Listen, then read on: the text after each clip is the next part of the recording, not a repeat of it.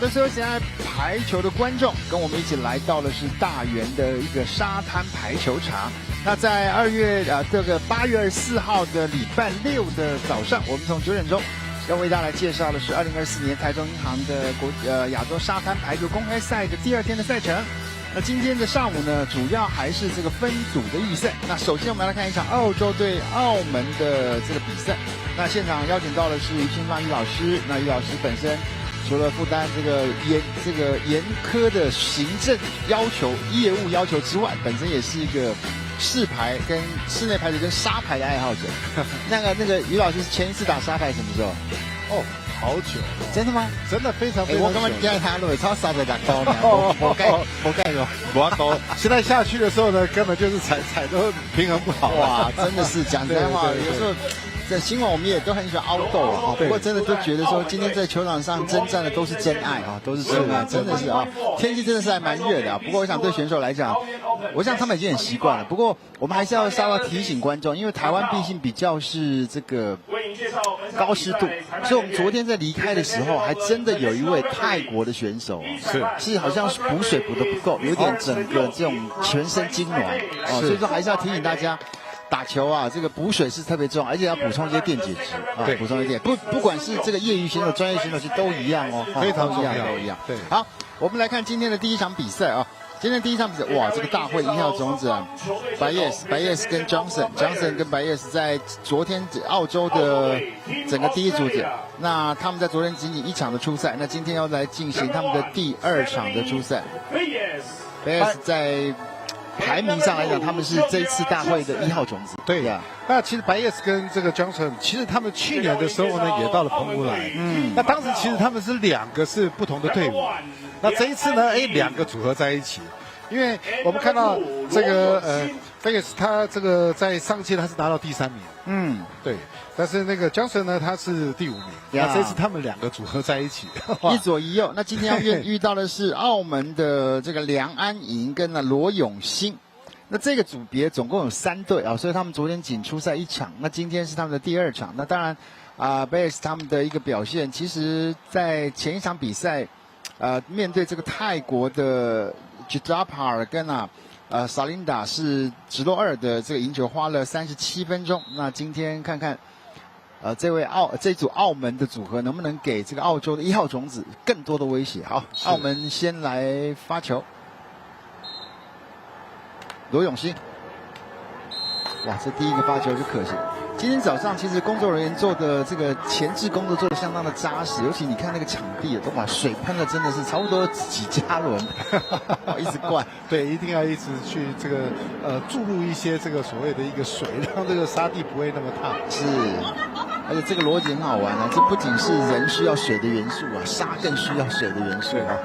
哇，这前排的一个想要直接吊球，跟没有这个角度，直接被拦了下来。其实澳门这个组合呢是蛮有趣的哈。那个梁安莹呢，他是一位体育记者，罗永兴呢，他是一个体育教师，2个组合在一起。那基本上应该算是有这个共同的嗜好啊，打沙排打出了这种国际水平啊，这参加国际比赛了啊。是，那其实，在澳门的时候呢，他们也参加这个中国大陆的一个全运会嘛，他们2个也是澳门的代表。好，这球没有拦网，不过吊球吊的位置恰到好处，不错。这我们在场上看到各种的不同的手法啊。那2队都其实来得很早啊，然后8点就在旁边开始热身，哇，真的是有很好的一个备战的一个态度跟精神。这个是非常重要的哈，因为尤其热身对于运动员来讲呢，在场上的一个表现呢是非常重要的。好，这球做给 Face 的整个这个左撇子的一个这个强攻啊，拿下这分4比0，一开始。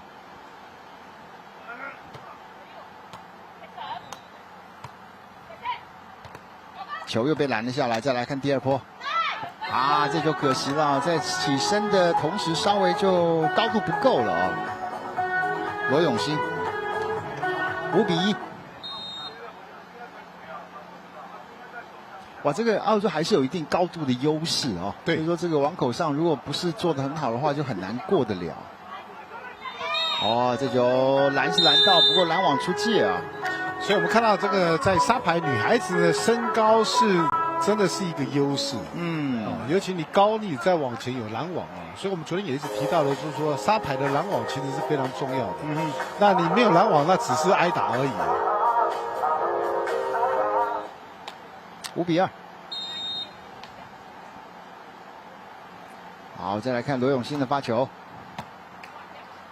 哇，直接来了啊！这第一球，这整个接球的位置可以呢，这马上就根本不需要再等了啊。对，其实沙排我们看到这种的这个直接这种出落的这种现象啊，其实蛮多的。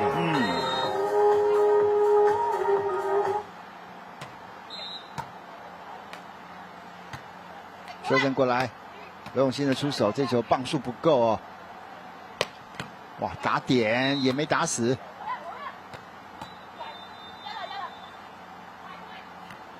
哦，还有，啊，这个持球，对，持球，而且这个高度还是有落差了啊，高度还是有落差。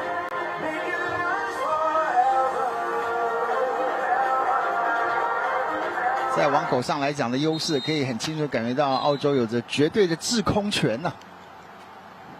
7-2，啊，这就发的稍微偏了一点点啊。这大会的一个赛程啊，在今天一样是从早上的9点钟开始啊。那上午的比赛会把所有的预赛打完，然后中午会抽签，然后才会决定下午的赛程的安排啊。哦，拦到喽，不错，哇，这个球是哦，梁安莹。体育记者基本上应该看很多比赛，自己报道很多，自己也打很多哈，所以从各个层面来讲，他的理解应该都比一般的选手来的更深一些。说着说着又来了一个直接这个漂浮发球的得分呢，写进别人的这个新闻稿里面了啊，梁安莹。我这一次换别人来写他。对。不过他们在澳门的时候呢，其实在澳门跟香港，其实他们就有一个现象，就是说，它不像说其他的国家，就是说有很充足的时间可以来做训练。他们都利用这个所谓的下班以后来做训练。所以说，他们2位都是在澳门的时候，都利用夜间来训练，也就是下班了以后，晚上训练到差不多11点。在这个利用晚上的时间来做一个训练，所以说太阳对他们来讲可能也是一大挑战。哇，这个就救回来哎，再来，漂亮，维护啦，没人。不过讲在澳门跟香港的排球风气其实很盛，你看以前的大奖赛，到现在的 VNL 的女子的部分是香港有一站，澳门也有一站，对，而且中国队都去，所以你看那个热度是相当惊人的。没错，而且他们，你刚刚提到就是说，他们就算说没有参与这个的一个这个赛会的时候呢，他们举办赛会的一个这个意愿相当的高，而且他们有好的场地也相当的多。对。那当然，这是跟以前的文化有关系。对，我自己以前都去澳门看过表演赛，那个真的是随随便便都是15000坐，而且那个票价基本上都不是那种1-2千块了啊，那5、6千蛮贵2班的都有啊。是，对啊。现在稍微跟一才沟通一下，不过其实当然，如果就整个目前展现出来的实力上，还是有一点点小小的落差，可是算是分数有咬到哦。对，9-6。以目前的一个状况来讲的话，其实在澳门的这个组合呢，打得还算是不错。哎呀，直接突破了，这个出界，好，我就算拦不到，你也有失误的时候啊。对。这一分再拿到，现在只差2分哦，7-9。梁安莹的发球，这应该待会去问他，到底出来打沙排算不算出差啊？我顺便写报道啊，对。10-7。不过他们2位都有将近10来年的一个这个沙排的经验啊，对，那是也算是蛮资深的了。对。就一直爱好，所以你可以看到喜欢的一个东西呢，不管你在做什么工作他都可以拨出时间来参与。好，这也是一个看准了一个对方抢区的空档，直接来一个突破就直接处理了。点打得很准啊。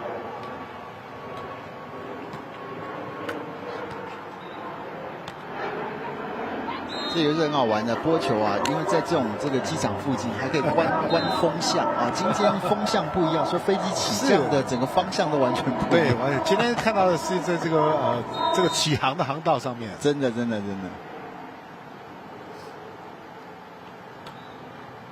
啊，这个球压线哦，哇，这球没有人去处理 ，Johnson 的这个发球直接的 S。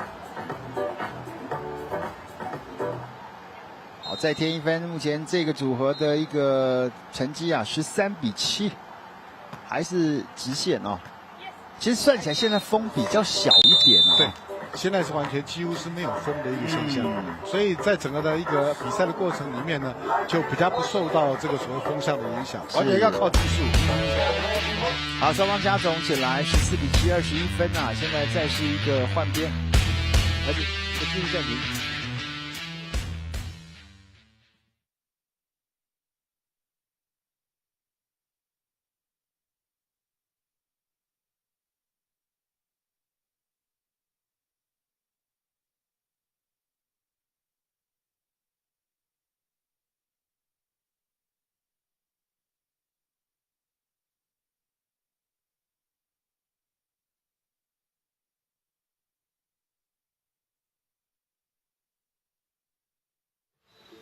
欢迎所有喜爱排球的观众，跟我们一起来到了这几天，不管是 Momo 啦，不管是 Hasbro 啦，还是整个排协的官网粉丝团都会做这个直播了啊。那当然，我本来是很想勾家，大家来哈，不过看这种天气好像有一点不太忍心啦。那如果说您真的喜爱户外，而且今天周末嘛，是，那如果你也想要到旁边的渔港啊去吃海鲜啊，那就先绕来这边一下啊，看一下这个国际的。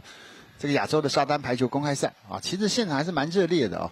志平兄今天可以当桃园的观光大使。是。哎，刚刚讲实话不夸张，刚刚2个乡亲哦在门口张望哦，啊门外讲，哎他几笔狂讲在地啊，来，对不对？都是欢迎你几百啊。其实真的可以到现场来看，虽然天气热啊，但是我觉得说有的时候你在现场看呢，跟电视看呢还是有很大的一个差异。那现场的那种气氛啊，甚至于说看到的不管是俊男也好，美女也好啦，我是觉得说可以更直接。这个我帮这个青芳老师翻译一下，简单讲说，那个在现场看青芳老师的帅度是不一样，那公开进的。不过讲在就是这个是一个很好的氛围了啊，这个很好的氛围了。而且你看这些人，就是你看到他们在场上拼搏之后，我觉得那个最怎么讲最舒压的是啊，比完赛之后旁边好好的把全身把它喷干净，这种感觉。哦，冰凉的那种感觉，就真的很舒压。旁边备有这个高压水枪，15-8。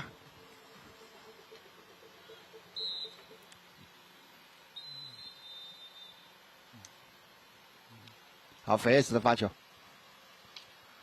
拦网还是抓着，哇，拦得很准呢。对他时间 timing 抓得很好。电沙币哦，这个球完全是坐在网口上，直接是直上直下了。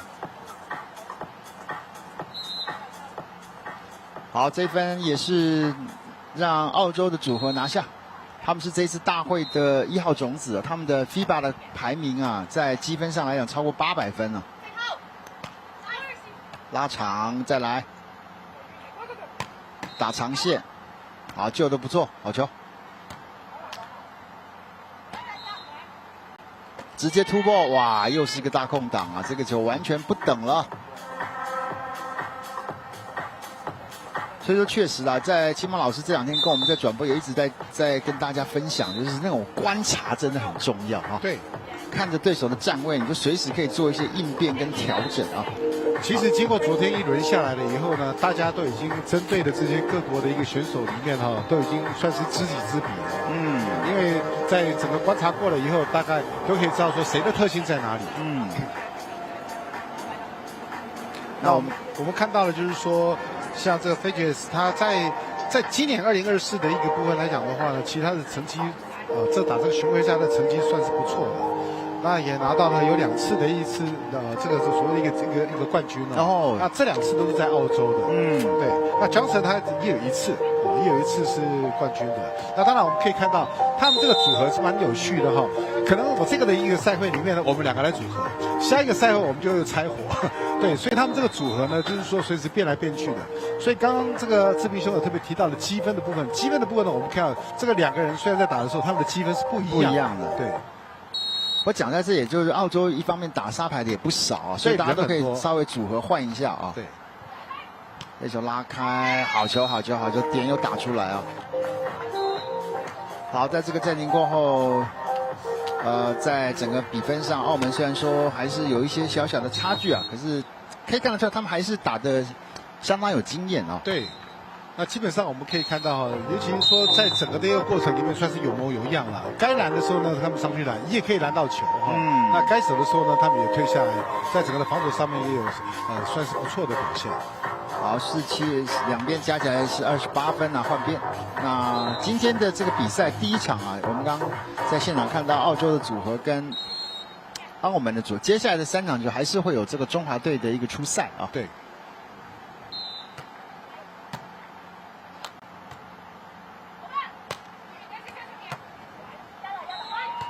哇，真的反应很快的，那个空间感真的很好嘞哈。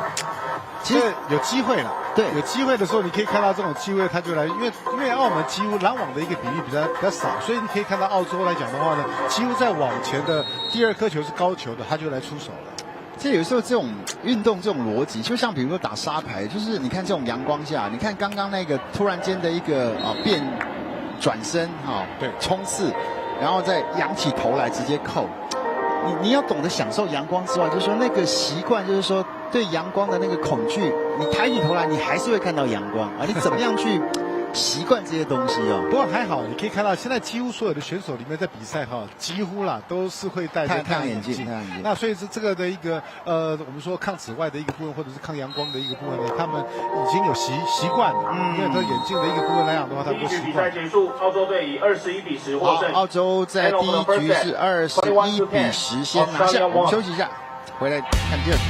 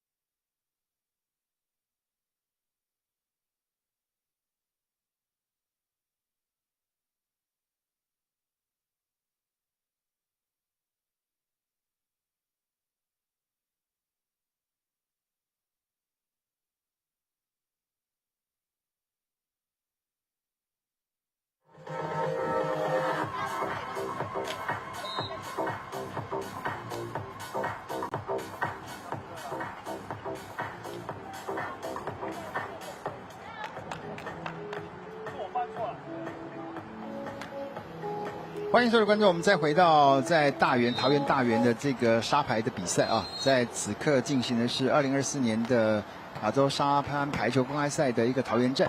哇，又是直接突破啊！这个球接得好啊！两个人默契真的十足啊，真的对。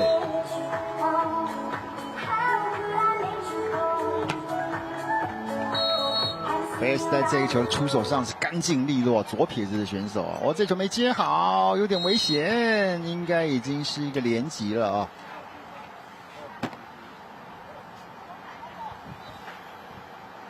其实从2021年到现在目前2024年嘛，我们看到澳洲这两个一个组合来讲的话呢，像这个菲杰斯他，对不起。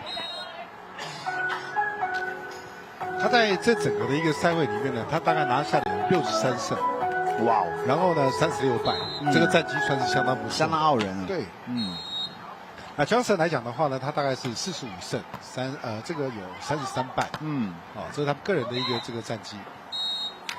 哇，在这个整个这几个球，你看风势没那么大，那个整个发球的加压啊，就真的。可以有更好的一个加，那菲斯的整个发球的加压是还蛮直接的，而且效率相当的高哦。对。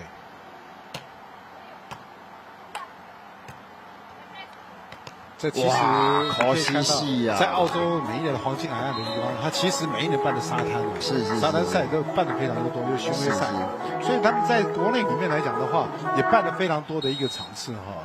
那他们两个其实在自己的国家里面办的一个赛会了哈，他们拿的成绩是比较好一点。是。这我们都去黄金海岸，只记得去看无尾熊，忘记还有沙排。哦，又是直接攻守的转换，当然。两边的攻击力有一个比较明显的落差了啊，所以你看到整个攻守转换之后啊，澳洲得分的效率相较之下就会高很多。好，这个开局这个打得让一个6比0，对澳洲的整个攻势相当的凌厉啊，让澳门是有那么一点措手不及啊，赶紧喊一个这个暂停啊。这个打的就是已经也熟悉了哈，所以说你可以看澳洲打得蛮顺畅的，而且节奏变得有点加快啊，从整个发球开始啊。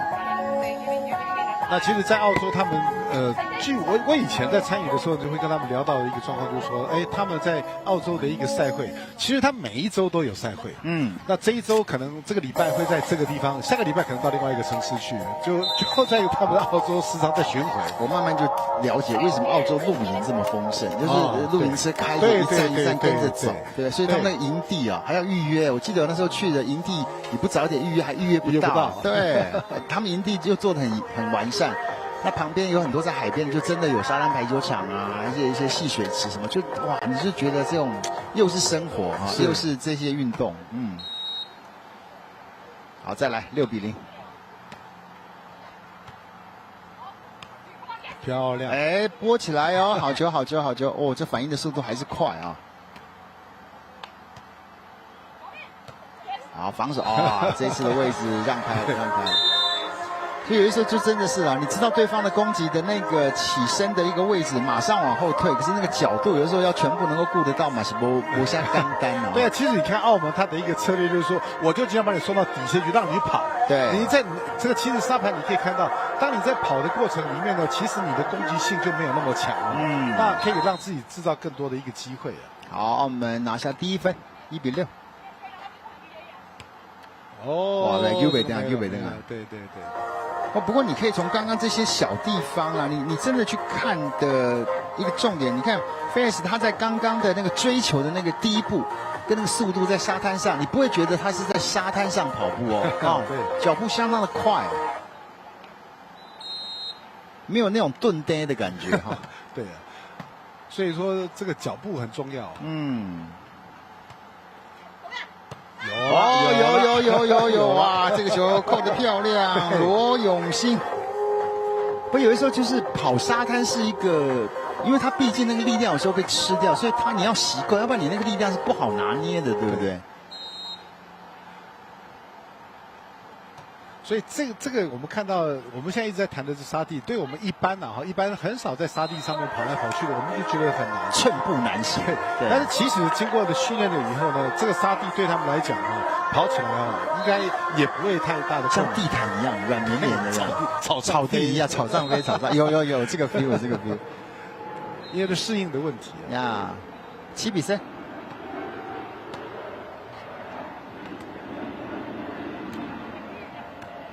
补位起来，哇，他的攻击守得好，位置有卡到，哎呀，可惜啊，对。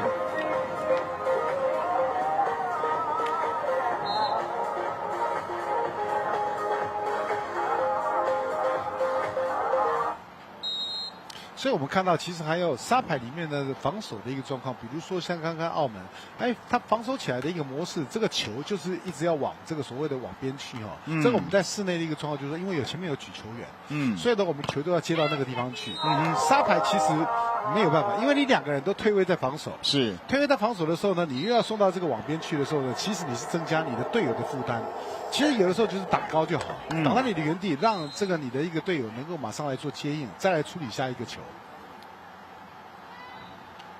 不，反正基本上就真的是沙排到这个节骨眼，就是都是拼移动你移动一定要够快，不管进攻、防守，还是补位，还是说，对，就像刚刚青芳提到的，说你球举高之后，你那个人本身要到那个位，快速的来做一个举球的动作。是。4比9。好啊，这球加线啊，哦直接的发球得分有啊，有啊，慢慢的把自己的热度也打起来了。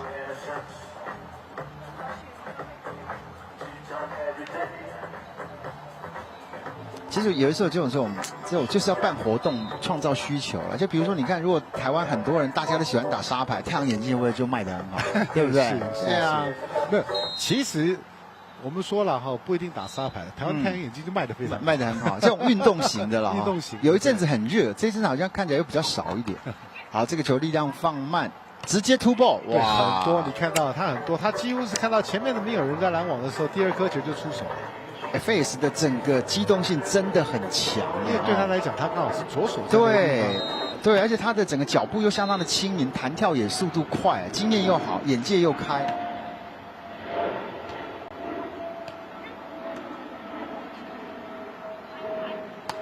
哇，碎啦！打起来的喽，哦，已经不是用就球他来这个形容啊，这是完全打点型。对，真的是身经百战啊！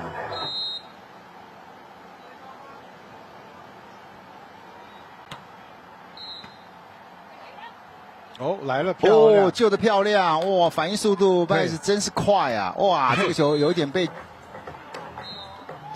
沙子给吃到力量，跳没有跳起来。所以说我说澳门的一个模式就是说，我今天的这个球我把你送到后面去，让你去跑，跑了以后你接了以后，其实你可以看到他们在澳洲在移动的过程里面来讲的话，他自己会制造一些失误，或者是澳门队会制造一些契机出来。好，现在你看到发球发给谁？发给 Johnson 啊，不要发给这个 Face 的这个机动性跟攻击力还是比较强。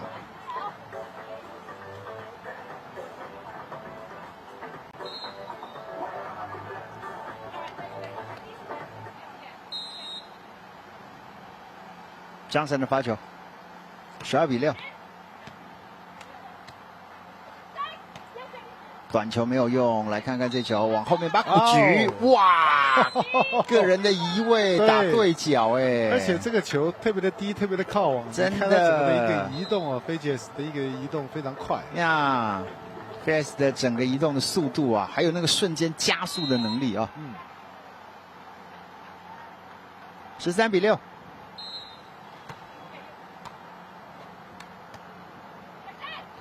哇，这条一个 Q 2 CC 啊，看网都没有用哦，看网一点用都没有哦，真的只能够开网打点啊。那要不然就是你真的是那个棒数撇的手要撇得够快，可是前提还是要跳得再高一点。14比6。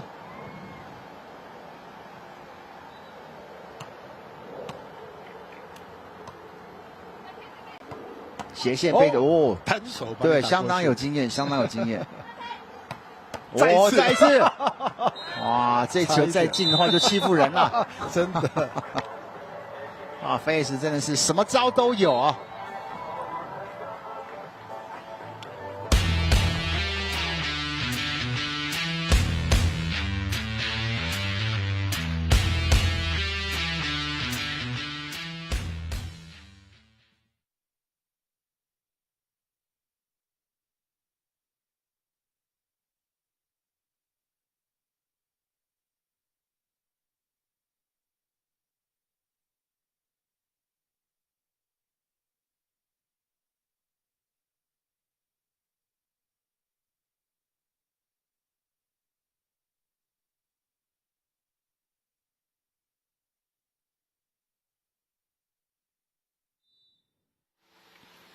好的，在场上的一个转播的这个内容啊，我们在这一次的2024年的台中银行亚洲沙排的公开赛当中，进入到了第2天的赛程啊。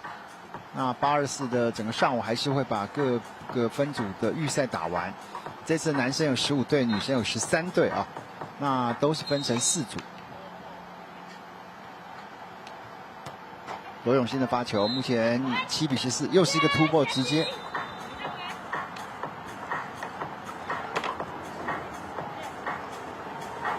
Fast 的整个扣杀真的是很有经验，而且成功效率很高了啊！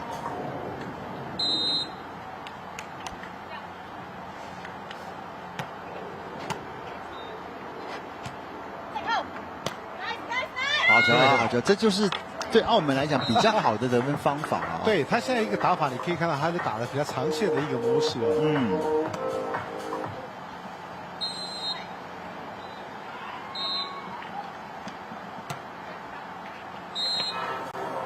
这球出界，可惜了，想要发点发得更准一点点，差一点哦。我还是要这个帮这个裁判说个话，哇，真的一裁二裁，哇，真的有够辛苦的。对，不能动哦，不能站在那个地方，真的掉啪个掉了。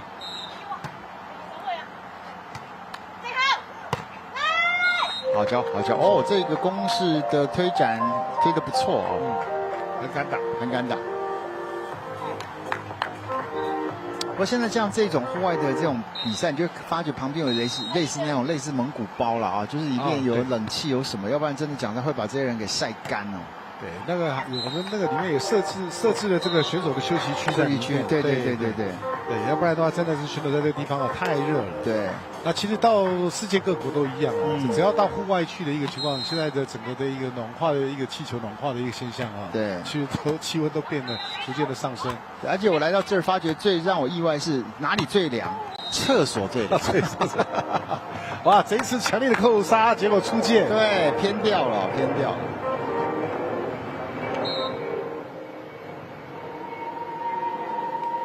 来，这个刚刚小球童忘了这个他的工作，除了插球之外要给球。看到这些姐姐那么漂亮，都忘记了。插球插到忘了，插到哎呦，想要再插干净一点，这个球插得太干净了，没发过。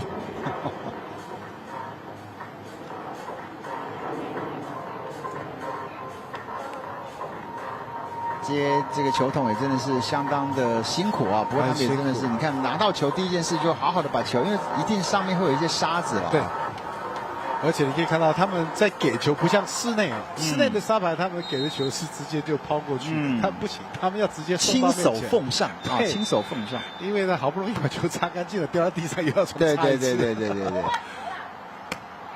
好，打角度，还有。啊，触网吗？触网，对，触网了。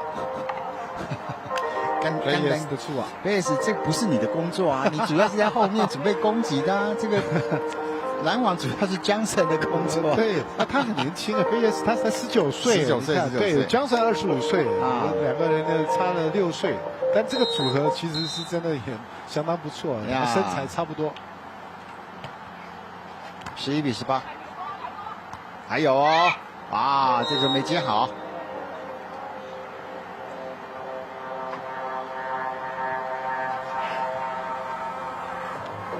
再往口想要补救，已经是慢了半拍了啊。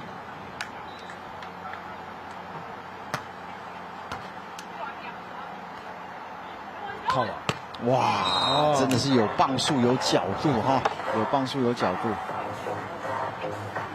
贝斯的攻击确实在沙排来讲，算是有他的这个吓阻力啊。好，现在已经是19分拿到了啊！哇，发球也是很压得很平。对，他的发球跳得蛮高的。哎呦，这个撇球没有撇好呀！现在这一分让澳洲再给拿下20-12 match point 赛末点。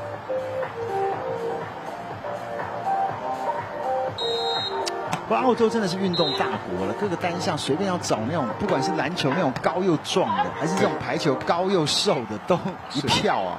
其实，在澳洲的一个这个我们说它的运动的训练的一科的一个这个整个的一个这个我们说培养啦各方面呢，他们也做得非常好。是，哇，真的是抓的是空间感啊！好，这一分还是让澳洲拿到21-12。澳洲队以21-12。澳洲在今天的这场球分组的预赛的第2战21-10、21-12击败了澳门的梁安莹跟罗永信。我们稍微休息片刻回来。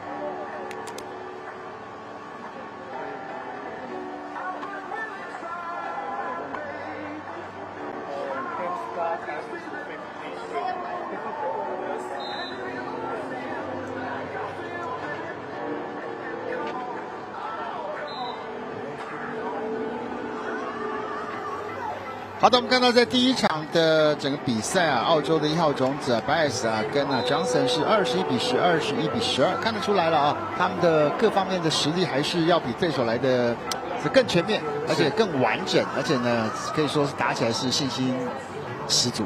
没错，因为基本上来看的话呢，有身高的优势跟精纯的一个这个所谓的技术了哈。那当然，他可以看到就是说，在澳门来讲的话，他没有在这个往前的一个拦网。所以对于他们来讲的话，你可以看到很多次的一个几乎是第二段就出手了。所以打的这个澳门呢，其实还有点就是说乱了一点点。然后，那当然澳门我们看到第一局的时候，其实我觉得是可圈可点。他基本上来讲的话呢，该拦的一个部分他们也是有拦到球。所以说其实双方来讲的话，今天都表现得相当不错了。呀，好，我们看到了这个大会的1号种子，我们后面应该还有机会看到他们继续往前迈进，最起码分组1是绝对没问题了。那接下来我们要看到，哇，这会是一场这个也是很重要的比赛啊。那对我们的台湾选手来讲，现在刘碧欣跟吴淑芬的一个对手啊，将要争夺的是分组1 Archer 跟 Phillips。那这场比赛攸关谁能够分组1晋级啊？我们稍微休息一下。那今天的这场先是跟大家说拜拜，谢谢清芳老师，我们下一场球再见，拜拜，拜拜。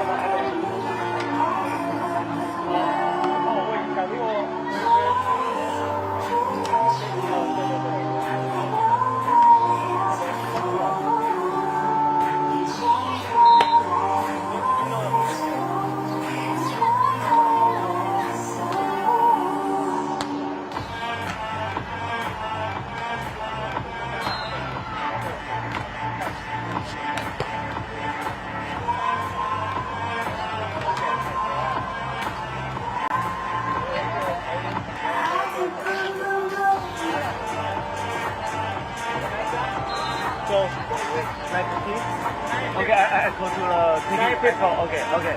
Thank you.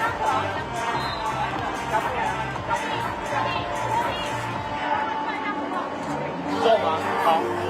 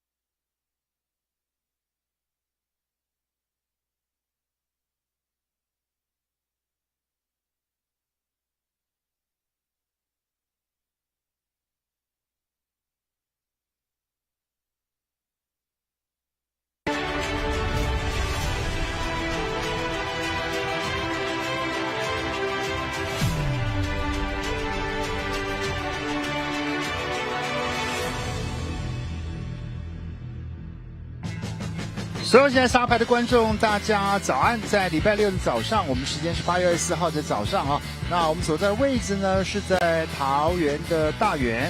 那今天为大家来介绍的是2024年的台中银行国际的亚洲的一个沙滩排球公开赛桃园站的整个赛程。那今天在整个现场，哇，这场球很重要啊，因为对台湾的刘碧欣跟吴淑芬将要在这场球当中来争夺分组1啊。那面对的对手是澳洲的组合。现场是于军放一老师跟我们一起来看球。现在看起来台湾的这4个对战也跟4个组合，当然这个组合刘碧欣跟吴淑芬打的是最强势2连胜，分组现在只差1跟2的一个晋级了。对，基本上来讲的话呢，4个队了哈，大概看看一男一女有没有机会，有没有机会？对，不过也很清楚的感觉到，其实沙排其实现在国际线来讲，这是算是一个热门项目啊。是，所以各国的实力，你看哦。这次女生的部分，澳洲算是超强，对，澳洲的实力超强。那另外呢，基本上像菲律宾也有哦。那可是其实这一次日本是没派队哦。对，这次日本其实实力也不错。对，但这次觉得比较特别的是日本没有派队，反而是韩国也派队。韩国派队。那男生的部分就分布的更广了哦。男生的亚洲的球队，澳洲啦、日本啦，甚至马来西亚啦，这都有不错的一个战绩啊。所以说，当然现在关注到我们的这个刘碧欣跟吴淑芬，前面2场球都是直落过关，可他们今天的对手 Archen 跟Philip 也是直落2，所以说现在2队都是2连胜，都是一个这个连赢4局的状态。那谁赢谁就能够分组1。是。那所以说我们大家一起来集气，这个刘碧欣跟吴淑芬2个人今天能不能轻松的来过关？这2位选手在前面2场球，其实不管是面对南海还是面对马来西亚，其实都可以说是游刃有余了啊。对，那澳洲的情况也很类似。那澳洲这一次也派了3组的选手来，那他们的世界的积分分居1、2、4，所以代表就是说这些澳洲的这些选手确实都在整个沙排的这个领域当中是一直有在走跳就对了啊。对，那其实今年来看的话，在菲律宾2个队伍，那这2位选手来讲的话呢，其实他今年最好的成绩就是大概是在这个平潭的这个5月的时候在平潭的一个比赛哈，那当时他们拿到了第5名的一个战绩哦。哇，这基本上还是就是大强人的打法了。Philip 直接是一个中路的一个重扣就对了。对。阿全的发球，好球，这个也闪得漂亮。吴淑芬，那其实从前两场比赛看得出来，第一个这个刘碧欣的经验很丰富哦。那吴淑芬本身的整个俩球也俩得很准。对，吴淑芬她有身材了哈。对。好球，发球直接造成对方接球的失误。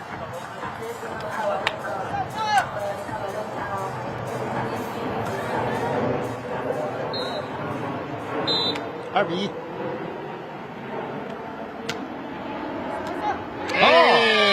接喷了哦，好，知道发给谁了。对，稳扎稳打。Philip 的整个接球看起来有点挫啊。对。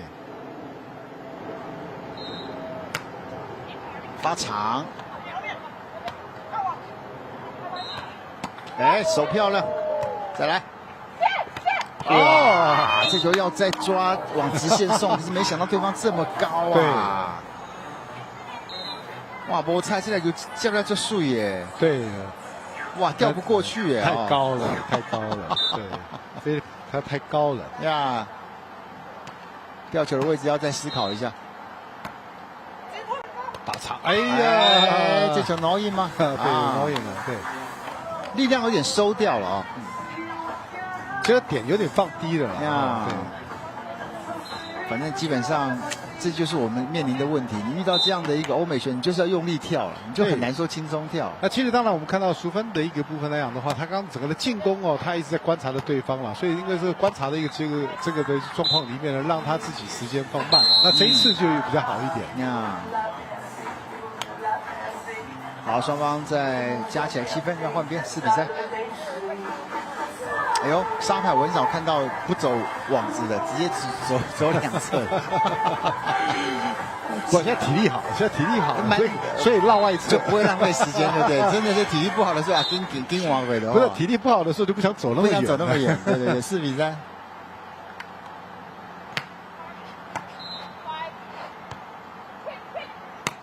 哇，真的是高打点啊！这个摆明就是用制空权压制你。是。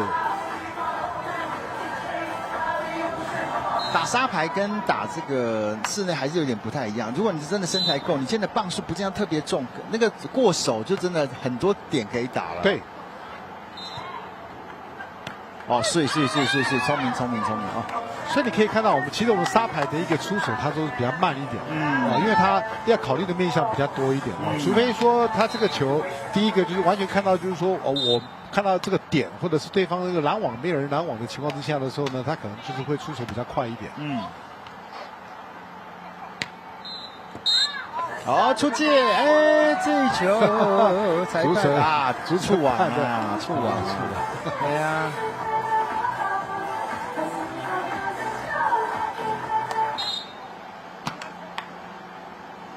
哇，就在裁判的面前哦，没有包到。Philip 的发球失误，6比5。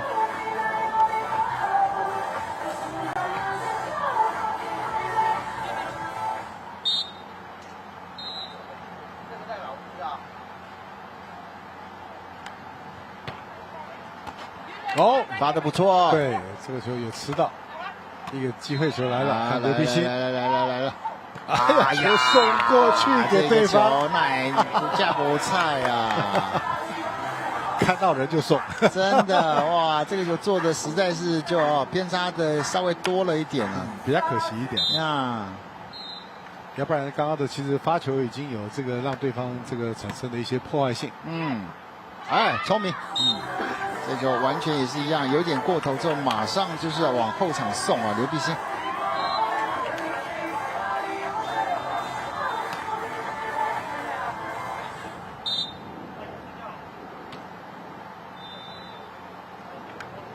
7比6。哦，你想要闪来不及啊！你身体在往前的过程当中，这个球迎面而来啊！这球不挡，真的有机会是出界呀。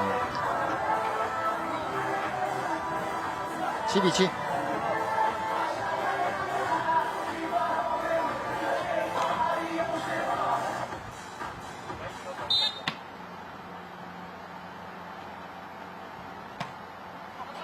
发球也是偏差，连续2波，澳洲的发球都发生了失误，8比7。基本上他们的发球发得很偏哈，就是想要发到线边的一个状况。哇，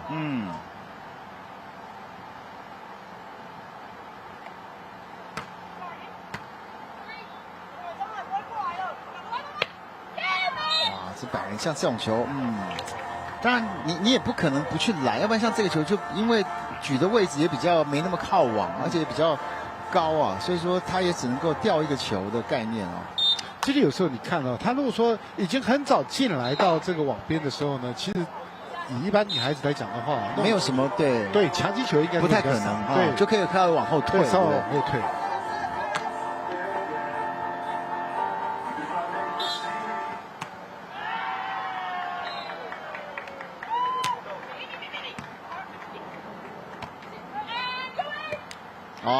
想要换边失误哦，这阵子整个澳洲的发球失误很多，再来就是整个扣杀也是有些时候想太多了哦，想太多了。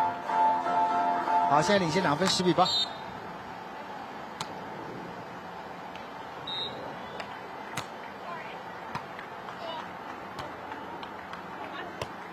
哎，早秀的漂亮，好球，机会放短。哎呦哇，这个球这么巧妙，刚好落在线上。哇，这个球刘碧欣放一个对角的一个短球，想不到对方也是回了一个对角线的小球，所以这就是救回来的。对，所以说基本上像这种没有人拦网的时候呢，都还是强击为主。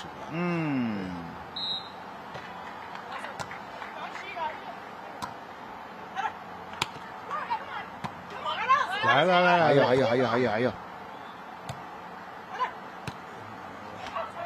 打得很长呀！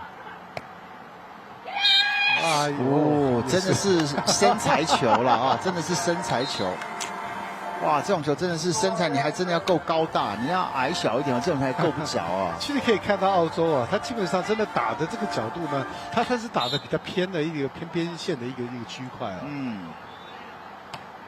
出界了！哇，这阵子发球，澳洲玩转2波。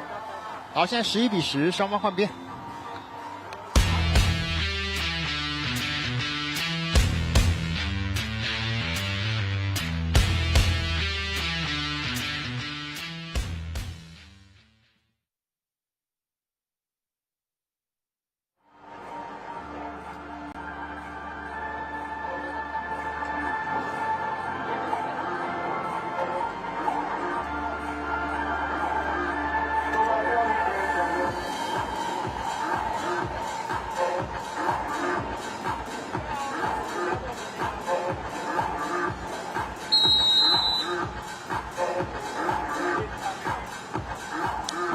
其实这个场地，当然了，如果说我们尔后能够继续有机会的话，其实北部有一个沙滩排球的场地，我想对北部喜欢沙排的人也是一个福气了啊。对，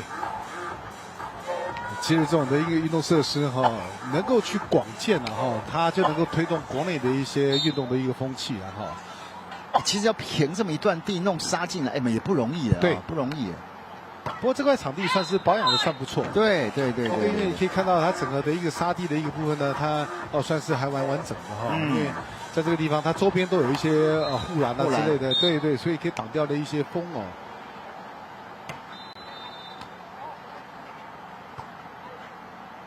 放长，有，对，再来打一点。都在线上，有够准的。哇，这几个球真的是在整个出手，其实阿全的力量不大啊，可是打点的一个效果很准啊。你看那个手也是出到一半就放掉了啊，真的把它戳过去了。这真的发球，澳洲哇，这一局发球最起码送5分嘞，这么客气，12比12。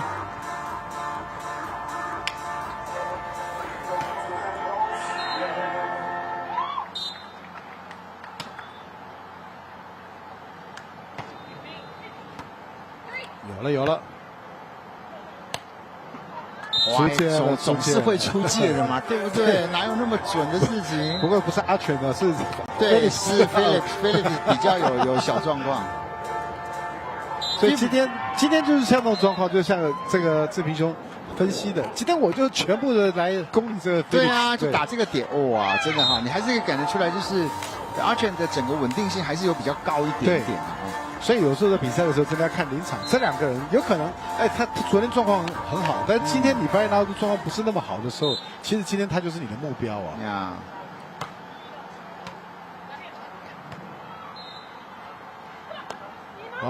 这个真的是跟身高啊，这种就是没办法啊。当你在整个第一次弹跳也还有办法抗衡，可是如果球就在周边的时候，人高的人真的占很大的优势啊。对。所以我还是建议，就是说，其实这中华队在打的过程里面呢，强击的一个部分呢，它的比例应该要再提升一点哦。哇，这球没接好，这球接偏掉了，50分的球接喷了。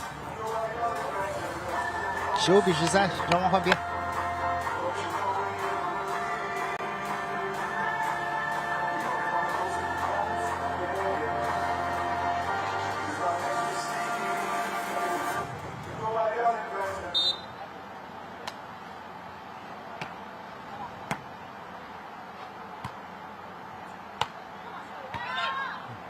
哇，还是很拼的啊，还是很拼。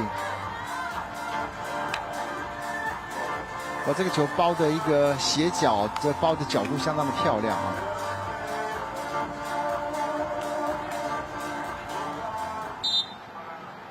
14比15。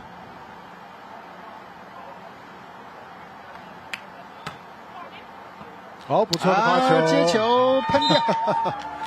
比心的发球，那这个接的还是 Phillips 没有补位的，整个时间慢了一点。赶上来了，15比15。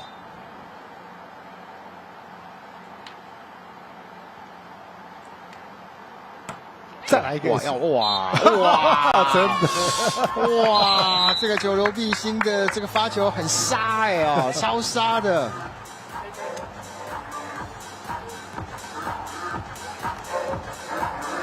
好，要稍微冷却一下。现在澳洲队喊了一个暂停。我确实啊，这个当然风的影响没有那么的大的时候，你本身的那个发球的侵略性就要出来啊。对，没错。因为其实我们昨天一直提到的风，它有风的一个好处，就是我发球可以借助这个风的一个部分呢，来去增加我的威力。但今天是没有什么风的情况之下的时候呢，那完全要靠你自己的一个能力啊，就是你也可以大胆的去发啦。因为其实，在发球来讲的话，你要有效的压制是比较重要的。好，到了整个第一局的这个后半段，原本一度啊分数稍微被小拉开，不过这一波的一个强势的操作，现在整个中华队又是站在领先的地位啊。刘碧欣跟吴淑芬现在在第一局16比15，领先了重组的澳洲的组合阿全跟 Phillips， 那两边是要争夺分组1，之前都是一个2连胜。好，继续要发，刘碧欣。不错，哎呦，差几点点啦！再拉比再拉，16比16，哇，这个球就出去那么一点点啊！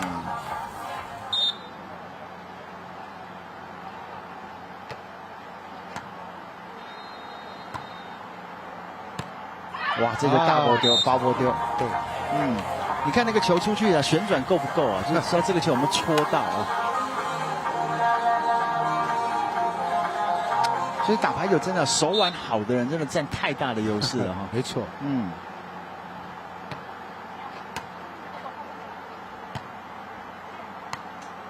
好球好球 ，moon ball 啊，一个半月球把它给吊过去。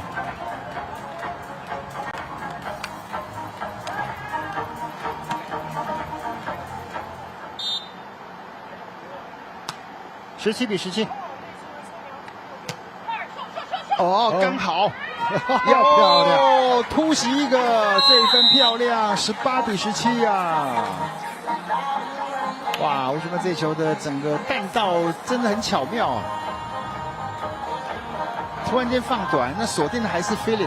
对，那其实我们看到在中华队来讲的话呢，其实今天的发球的状况确实让这个澳洲队哦，在整个接发上面出现了一些问题，所以一定要善用今天的发球的一个这个稳定度。又是 S 发球直接得分，招熊进了，招熊进了，跑太快了。再一分，19比17，19比17，领先到达2分。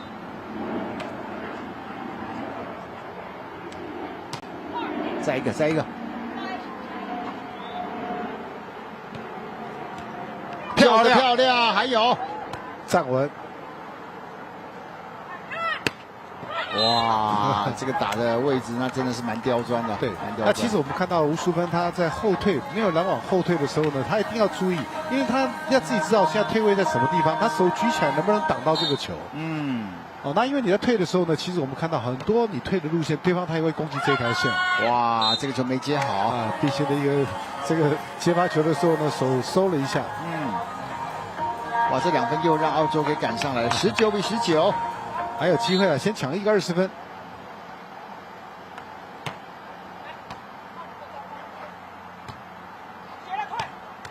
对，有，找的还是 Philip。20分先到手，现在局点。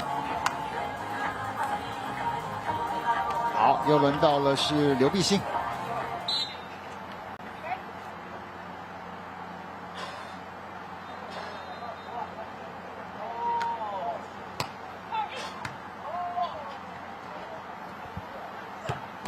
哇，这个球真的是相当的重，闪都来不及。不过这球吴淑芬呢，应该还是要上前去拦网会比较好一点。因为起码你上去的时候可以干扰啊，不会让他做这样的一个强击。哎呦，哎呦，救回来，相当的惊险。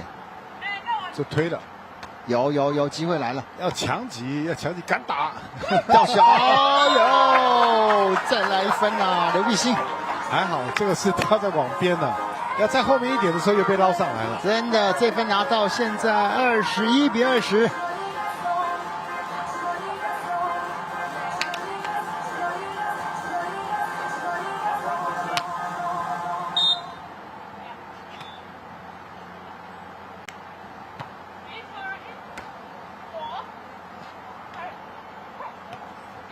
哇，真的是卖高啊！真的是卖高啊！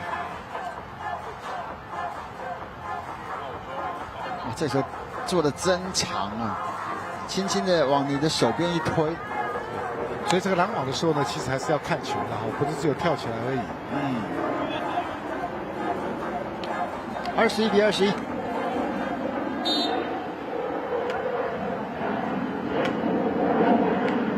哦，出界，出界，哦，这球很惊险。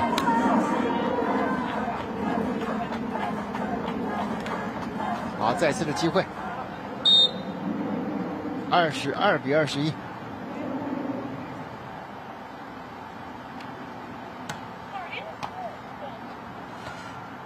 来了一个，有，这球来得漂亮，第一局。刘必兴跟吴楚芬23比21抢下。21获胜。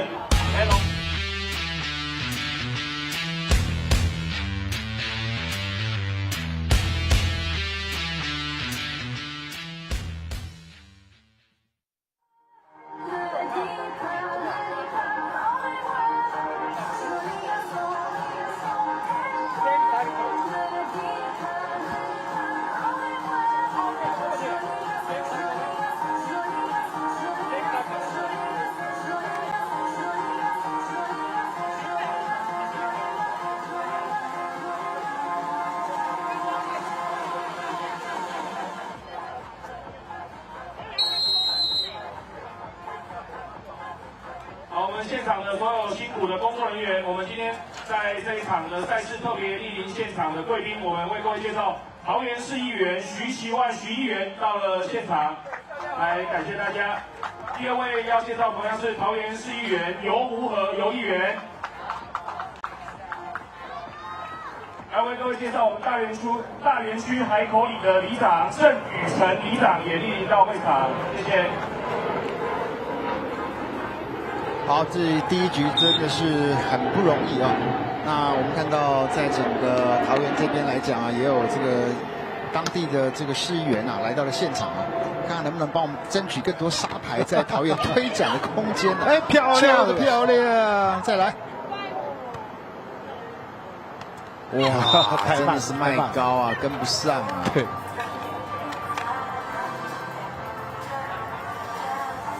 不过第一局能真的拿下来，这样讲，他也不容易，真的不容易，有掌握好那个机会了哈。其实我觉得该做的还是要做哈，尤其我们说排球比赛里面，你的发球、你的拦网这两个部分呢，如果做得好的话呢，那其实就应该没有太大的问题。阿全的一个发球挂网。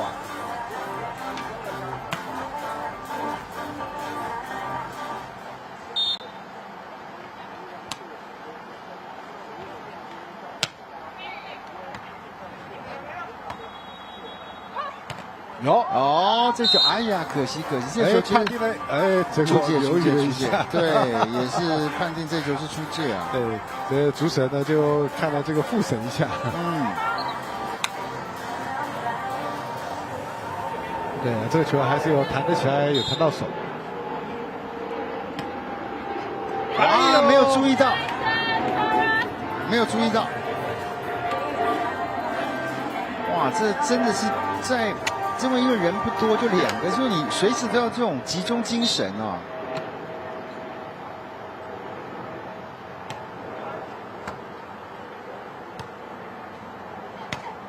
好球，好球，谢谢。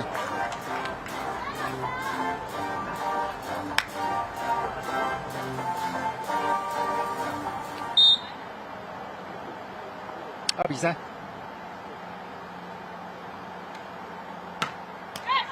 还是想要压得很平，这就可惜了。这没有关系，这是确实在发球上面有加压的一个部分来讲的话呢，是正确的哈。那当然稍微把这个角度调高一点。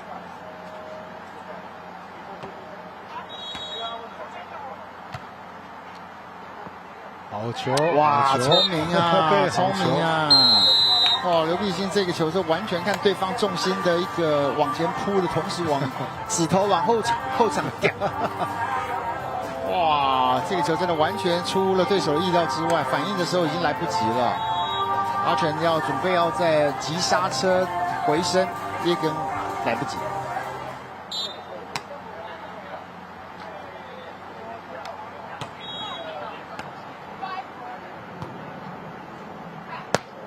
好，出界，大脚出界 ，Philip 的整个扣杀失误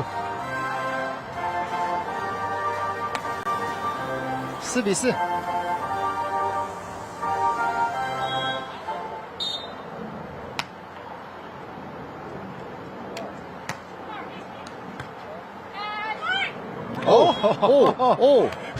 哇，这个沙排我还第一次看呢，真的，哇，真的是攻击，甚至假动作之后做一个传球。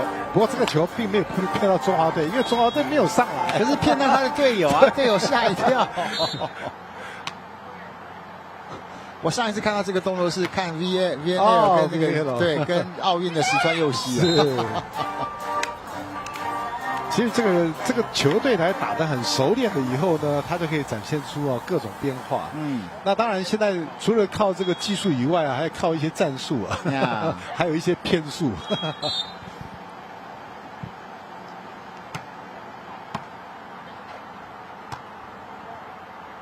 屌小球啊，都还是有啊，都还是有它的效用啊。阿全赶上来也是慢了半拍。6比5。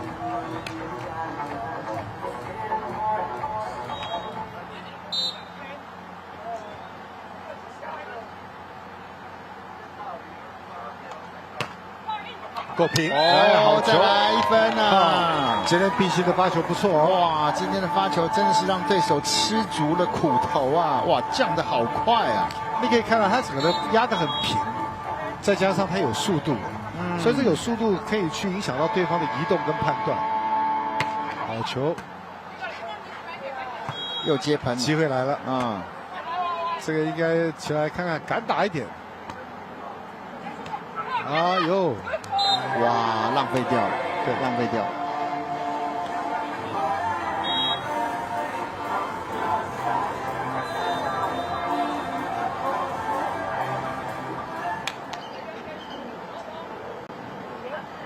6比7。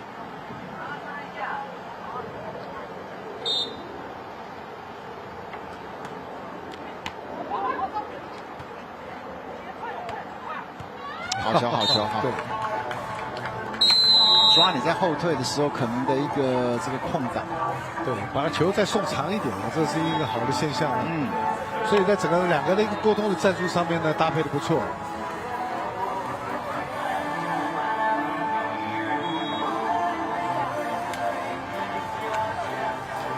好，双方换边。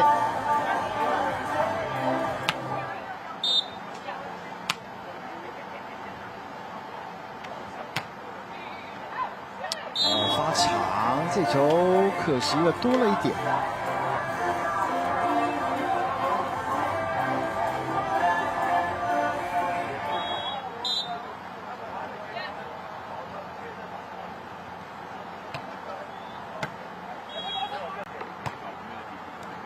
打了！哇，出界！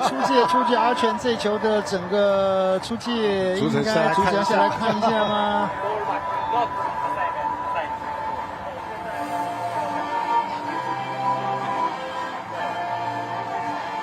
哇！你讲远端的线审，这个球要看，就那边看那家嘛是。这个线审的这个眼力也要很好，真的，那视力要2.0啊。好，确定出界，确定是这个界外球。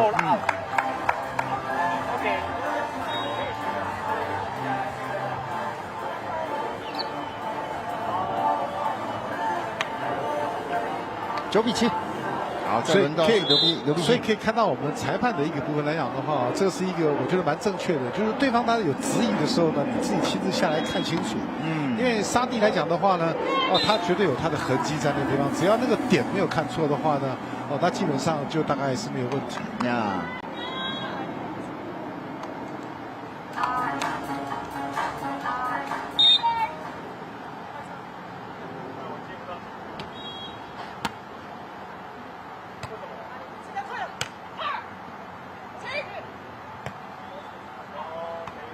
哇，真的没办法。对，你可以看到，他基本上单单的战术都差不多。你在后退的时候呢，我把你送更长，要不然我就直接打你。分数被追上来9-9，阿全的发球，聪明啊！刘碧欣也是看得很清楚哪边有空档。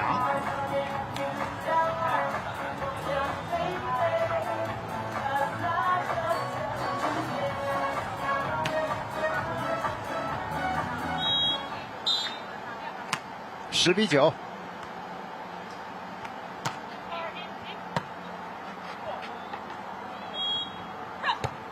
出界！Philip 的整个进攻稳定度确实是没那，而且真的好，有人拦网，他出手还是想要闪啊。对他其实他的打点够高，但是你有人拦网的时候一定会干扰，所以他会需求更高。那可能在这个出手的一个过程，我们说包球他就会变得打得比较长一点。那再一次拦下来，哇，这个他放掉。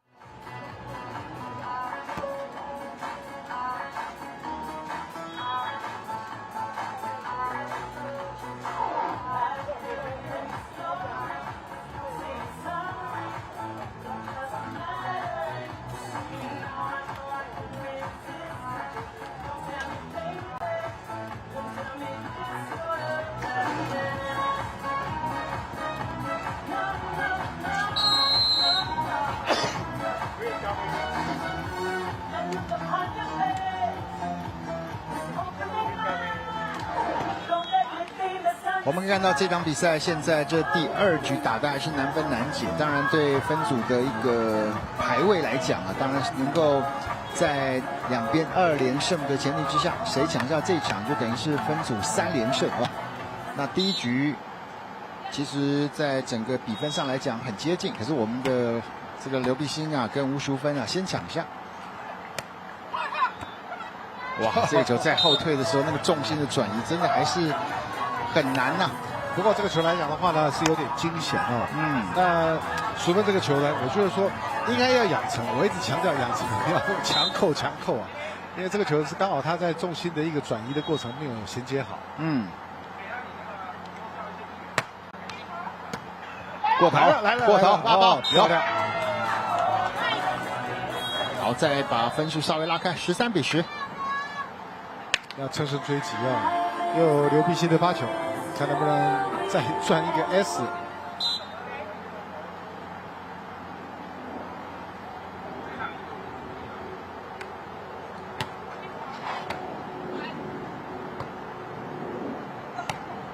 有，慢慢来，慢慢来。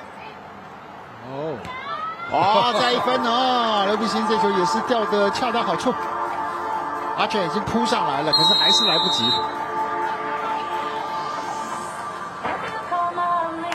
好，现在应该是澳洲队喊暂停。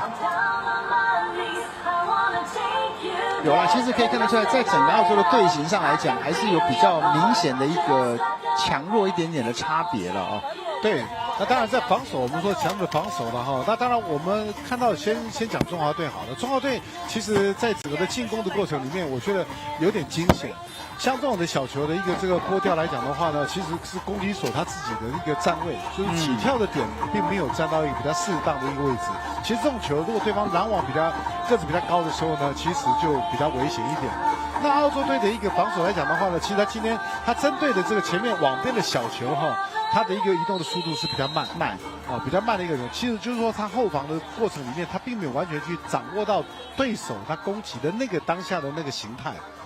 其实有时候看这个选手的一个训练上，有时候有一个很好玩的地方，在于说落球下来转身起手的那个动作的速度哦，因为很多就刚刚新芳提到那个网边那种小的，立马是我都来谁卡巴起来哦，那是一个很大的一个关键。对他那个整个衔接的连贯的动作，这个也是要去训练的哈。好，这球都没有什么磅数，没有角度，机会，这球打直。哇，漏掉。像这个，其实一般来讲的话，如果以我的话，我是不建议退的，因为对方他防守起来的一个状况是在前面的这个位置，所以他的反击应该是很快的。是，你也来不及退了，讲实在话。对，那你在这种我们说死亡的位置来讲的话呢，你与其不如干脆我上去干扰他的一个这个攻击。哇，这个接球也稍微慢了一点点，再是让澳洲的组合拿下1分，12比14。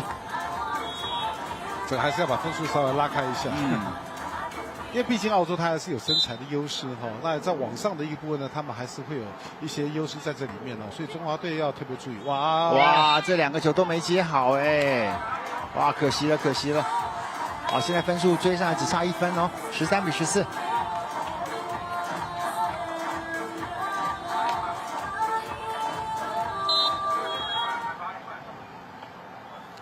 明显的，他今天整个的一个进攻，现在的一个发球的对象呢，都是对着这个淑芬来发。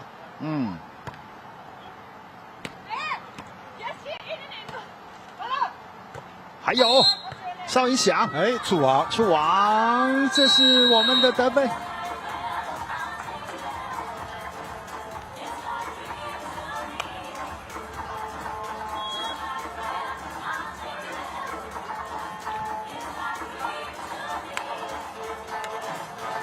双方的分数现在又是2分差。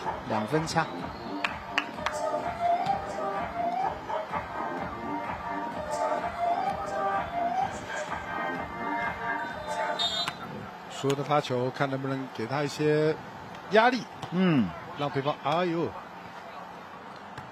这个机会，这个高度够啊！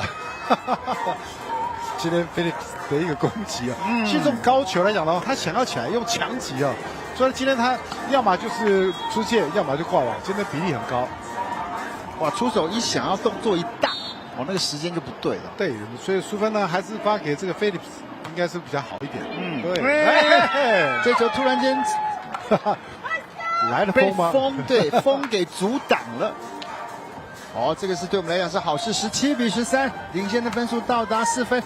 第一局我们是23-21抢下，现在第2局再拿下直落2就可以分组1进入到8强。再稳住，还是发给1号的菲利普。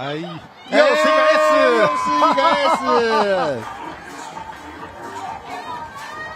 哇，突如其来的整个风啊，真的是帮了大忙啊！这个球突然间被冻结在半空中，急速的下降。对，这个阿全呢，今天是不是这2号位是不是也是个阿全？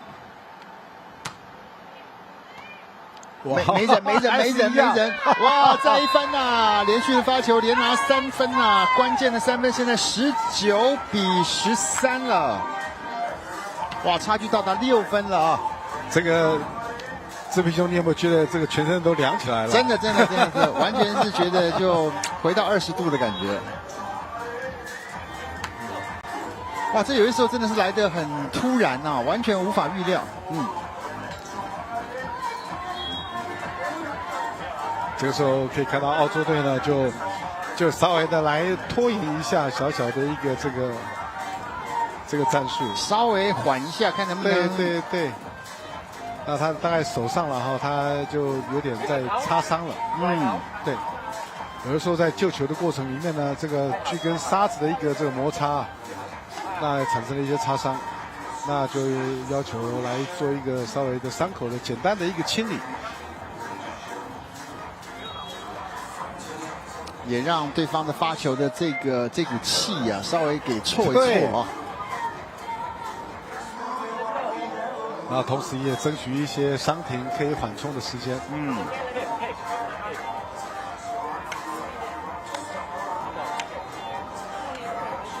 刚刚你真的看阿全的动作，他在准备的时候，他是身体重心压下来之后，手沙子往身上抹2道，然后手搓一搓，准备接球。他都基本上那样的话，因为手都流汗，对流汗。有的时候因为你手握的时候会容易去打滑，所以用沙子的摩擦，这个我们也常用。不过讲到这种白沙，其实还蛮细的，很细的。对，因为白沙来讲的话呢，它第一个细，第二个它不吸热，对。漂亮，又是一个 S， 哇，真的是发球就把这场比赛的整个输赢给定掉了，20-13。所以可以看到这个发球真的是非常重要，跟接发球也是相当的重要。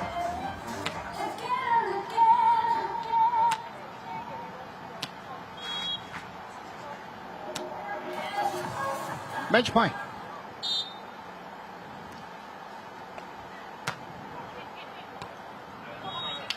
机会来了，过来了，打了，漂亮呀！这分直接买单。第2局21-13，中华队23-21，21-13，直落2击败了澳洲的组合，分组1。我们休息一下再回来。整场比赛结束。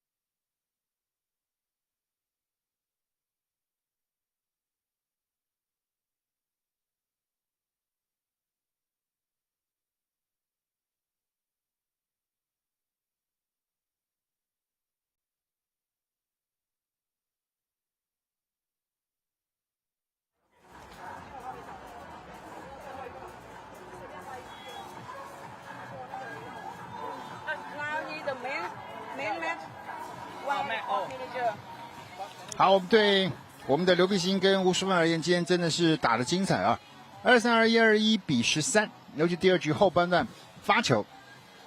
所以说，你说当然了，发球一定要练，可是有的时候真的掌握现在的顺风跟逆风的状态，那个更重要啊。对，没有错。这个我要先讲，要给这个吴淑芬呢拍手哈，因为其实他今天的一个发球里面，他表现并不是特别的突出。其实到尾巴的发球，我还蛮担心的，就是说他的发球会出界啦，或者是没有太大的威力。结果尾巴完全是靠着他的一个发球来去让这个整个澳洲整个的打法和甚至于接发球，整个出现了一个乱流啊。那虽然说他们也争取了一些用伤停来去得到更多的一个所谓的一个破坏了他的一个节奏，但最后还是没有办法哈。那可以就是像赤壁兄提到的，沙排的发球，你一定要去破坏到他。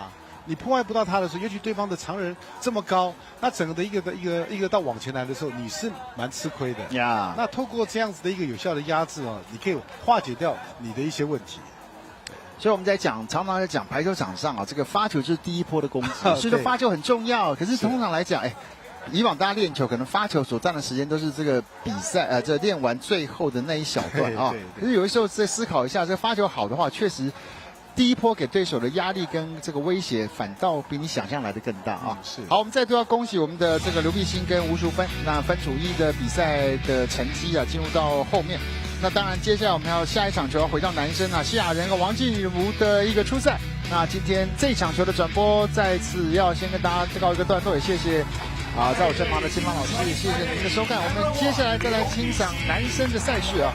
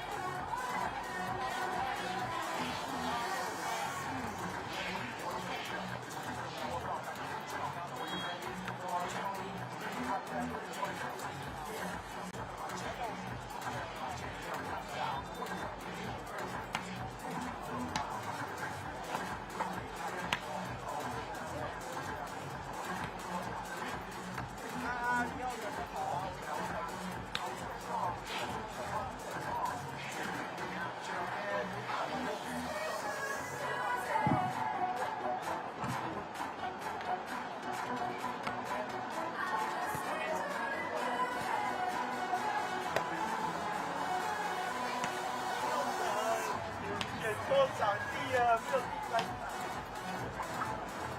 可怜啊！所以你看我没有跑嘛，因为第三场也是同样。然后我对外国台才是啊，其他小白都没有。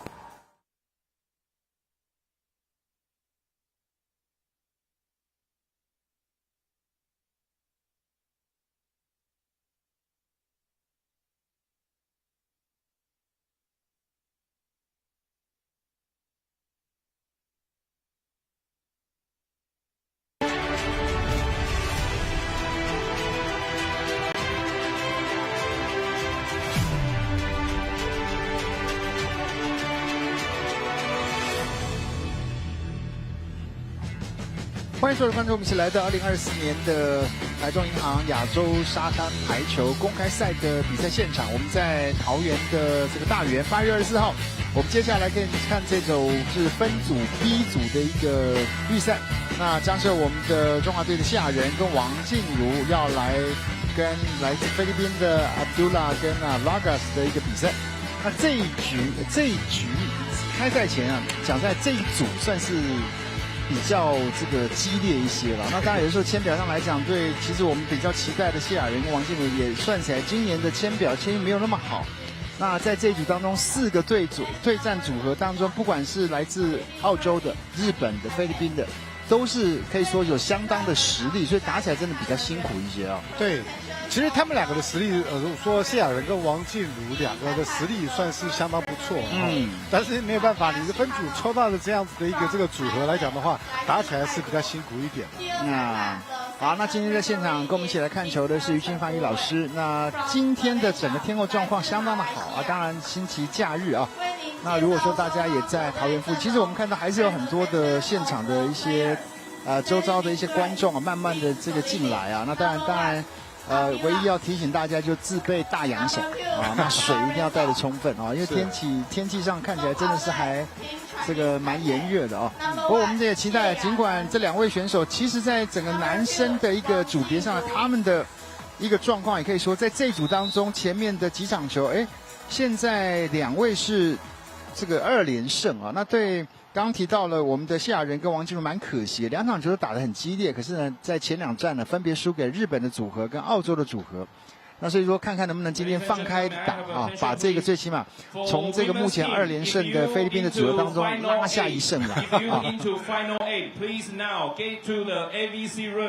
如果说我们赢了菲律宾，那接下来比如说澳洲跟日本，那这个就有点混乱，对，有点混乱，他就会互咬。真的。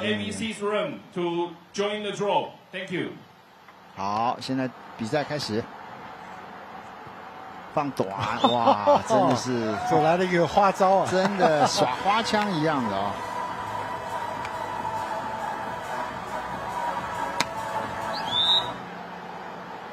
都是往后面你出其不意的一个吊球的一个角度啊，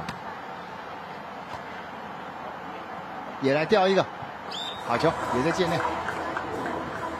你可以看到，在这个球的出手上，这个谢雅人在出手前也先上瞄了一下对方的站位啊。这球放得够准。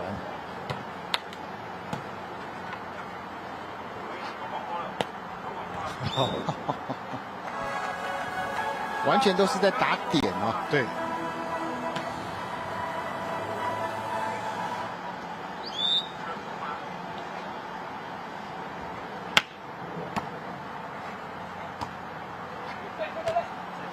没有包到啊！那个对出手的感觉要相当的细腻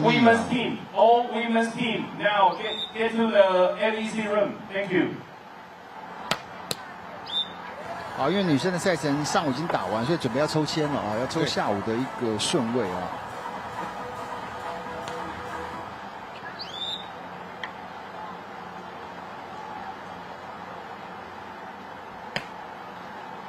哇，这球稍微偏。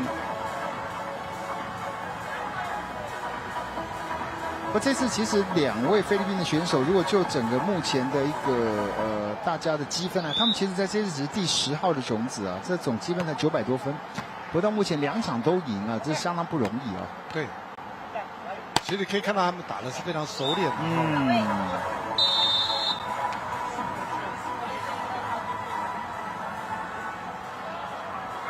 一上来取得一个5比2领先，双方换边。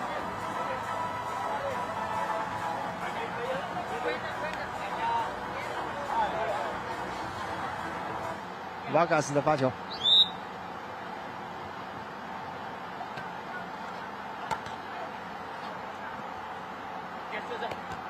哇，这个球会不会抓得太准啊？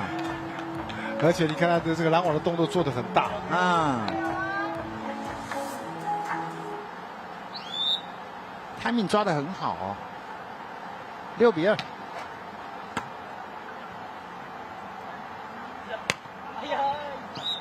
好，双方都一样哦，看着对方的站位来做一个声东击西的一个攻击。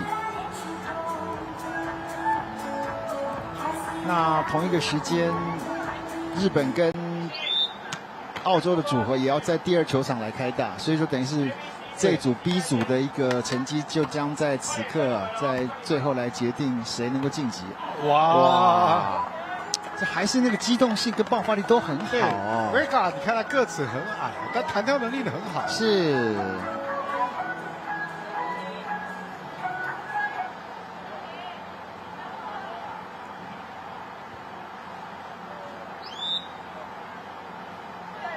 阿迪拉的发球，放短。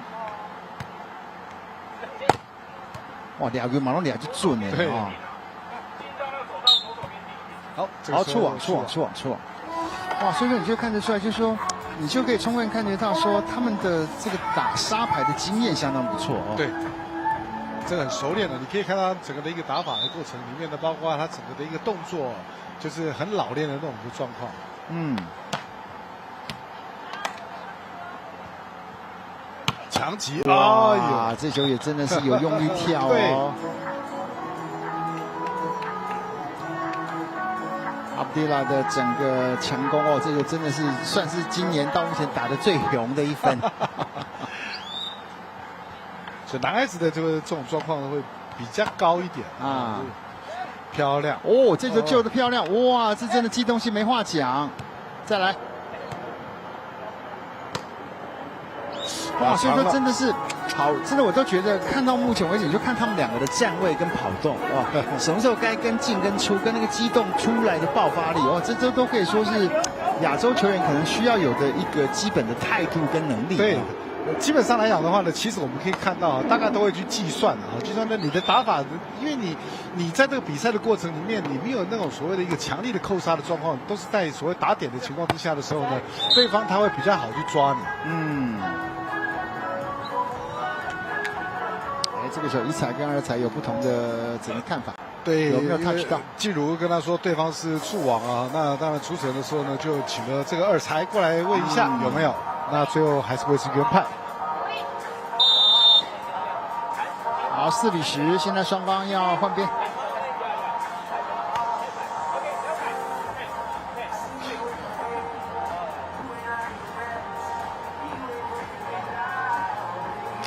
所以有的时候我们在讲说打得很老练，有几个逻辑，一个就是说他不轻易失误，他的机动性很强，他的扑球能力也很强，判断能力也很好。哦、对，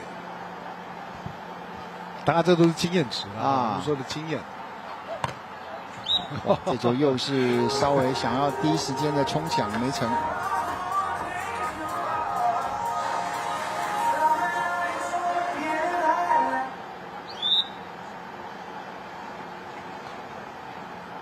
瓦嘎的发球，哇，又给翻了过去啊！这两个你看到看起来加隆的板板啊，可是突然间那个加速的力量是有出来的哦。对。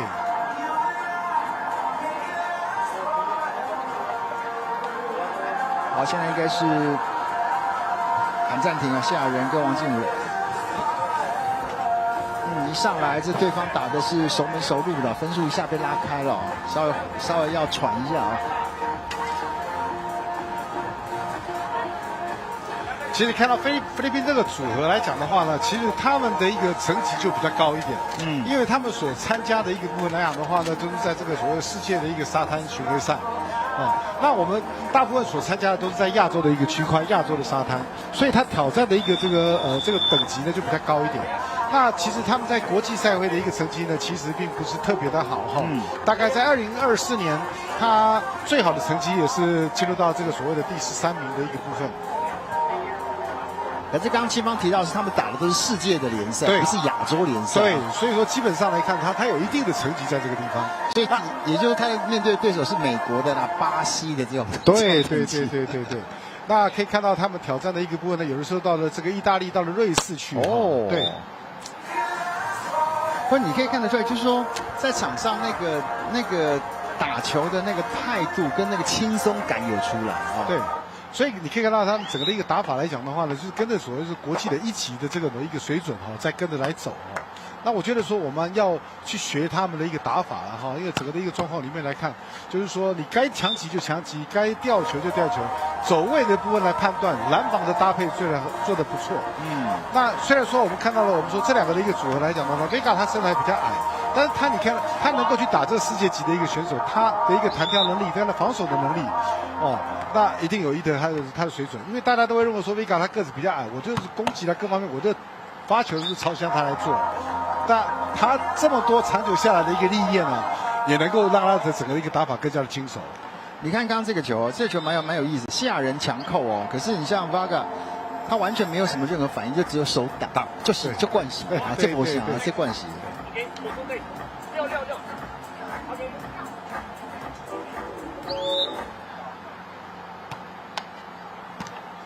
你这种发球没有太大的一个威胁性，对他们来讲都是没有太大的问题。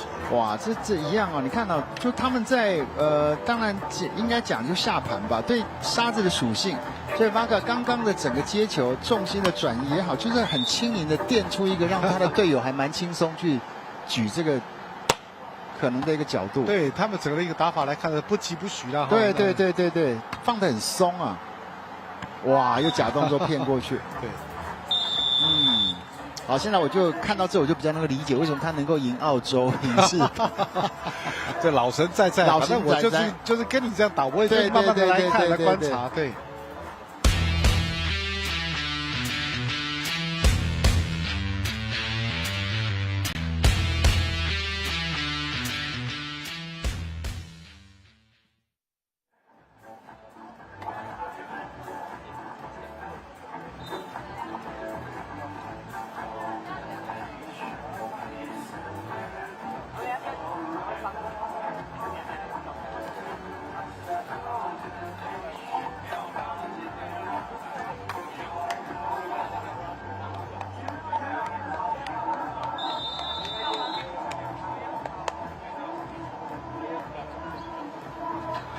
绝对要给我们这个最辛苦的摄影同仁们这个最大的掌握。哇，现在怎样？这是纸箱骑士，能遮的都遮了，真的很热很晒。没有它就没有角度，就没有画面。真的是。不是，因为它最主要会反光了因为光线的问题。我跟那正点徐老板讲，上面要装一个洒水头啦，对不对？不能虐待员工啊，开什么玩笑？这样晒会出人命真的，对不对？那个就在那个摄影机旁边装一个洒水头，对，不是要那种喷那种雾的不够啊，这个太热，真的太热。我这个转播完了又不是只有这个水窝开始，汗水也是一样，流了一地都是。到时候那机器坏掉，徐老板就找我，都立功被洒水头啦。好，这个球其实发的稍微偏了一点点我们刚刚聊到就是这个菲律宾这个组合，就是说，毕竟打过这种世界组的比赛，你就打起来就觉得好像有那么一点气定神闲的味道对。好，谢亚人的发球，目前双方的分数差距9分，7比16。哇，这都有点飘过头了，可惜。这没有太大的一个威力的发球那还是要加压了。我们刚刚前面的女孩子可以看到确实用发球的一个部分来做一个破坏。哎呦，发得很平啊。对。触网，应该是对，想要用单手来做一个这个拦网硬抓。阿布迪拉的发球的整个触网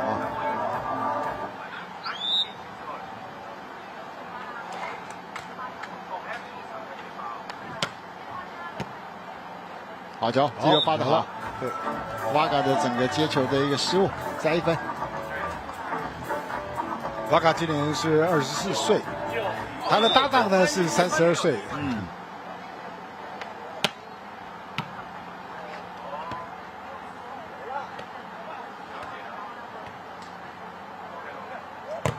哇，一点点就足够厉害了，真的很会抓。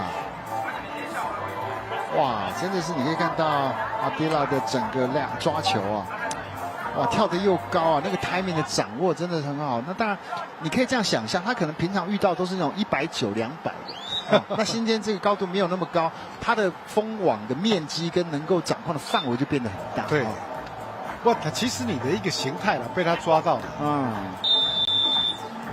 我想他应该昨天晚上回去有看转播了知道是出手的模式。有的时候真的这是运动本来就是一个解读心理的一个重点你能够解读对方的心理，那你就有机会有更高的百分比获胜的百分比。18比10，下人要继续发。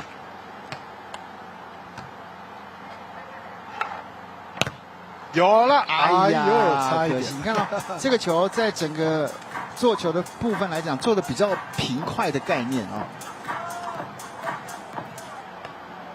可以看到，其实进入他比他矮但拦网上来的那种的企图心并没有那么高。不是像说阿德比亚这个的一个这个拦网，他企图心那么高，所以说他连续2次的一个这个拦网是触网。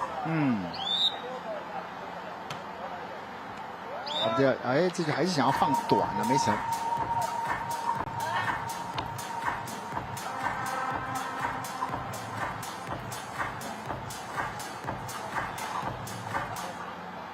11比20。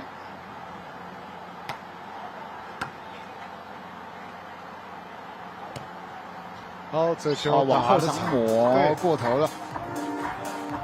这起跳跟这个球的位置有点偏离掉了，重心也不平衡。对，不过你可以很清楚的感觉到，就是 Vaga 的整个出手模式很多种，因为他如果真的在欧美打的话，像他不多一点不一样。你看这种包长球，对，让他根本不可能过得去嘛啊，所以很聪明，这一分还是让他给包到了。第一局结束21比12，菲律宾给拿下。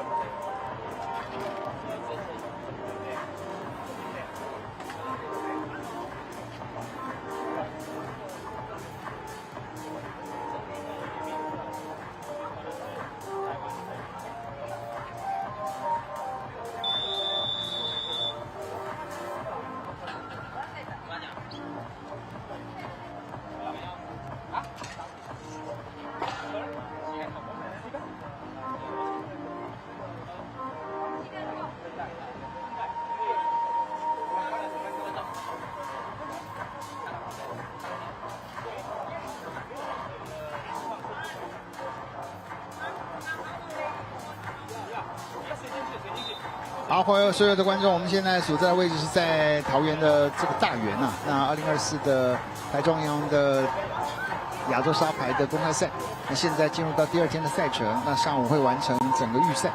那在 B 组的部分啊，我们现在看到的是我们的谢雅人跟王静茹面对的是菲律宾。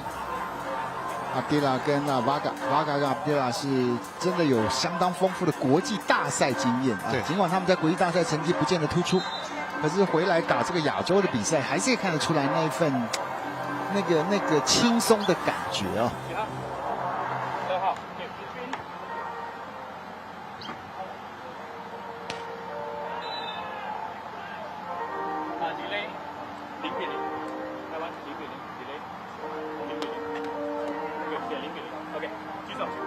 我突然间发觉，我昨天好像在饭店电梯遇到 Vaga， 我就觉得，哎，这是排球选手吗？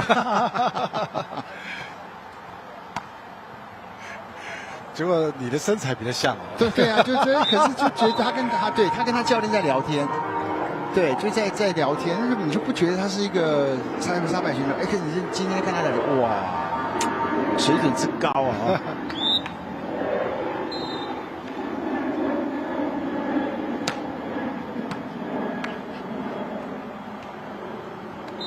真的是动作做很大，出手做很轻，实线哎被踏开，还有，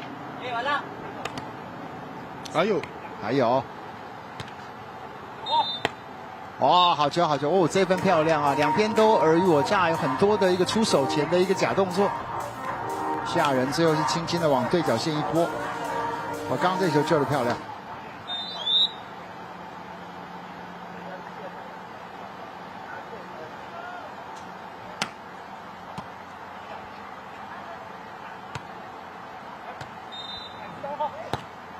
哦，好球！突然间那个加速啊，这个第2局的开局相当不错，连拿3分。不过我们说菲律宾这个组合来讲的话呢，虽然说他们在国际大赛的一个成绩不是那么的理想，但他们曾经有过，就是在他们FIVB 所主办的这一个赛会，在2022年的时候呢，他们曾经拿过第5名，最好的一个这个成就。刚刚你可以看到 Vaga 在整个出手又是等到最后啊，等到最后之后啊，直接是一个直线的一个出手点啊。对，所以你看沙排它其实制空的一个这个能力呢，也是一个首要的关键。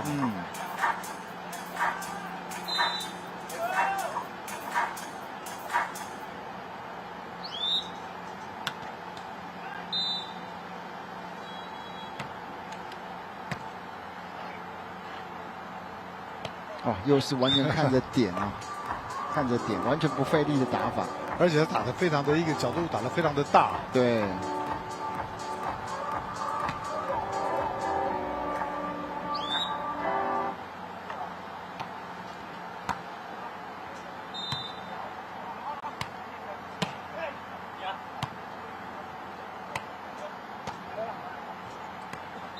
哇，这移动的很快啊，真的判断的很好啊！再来，怕没戏啊！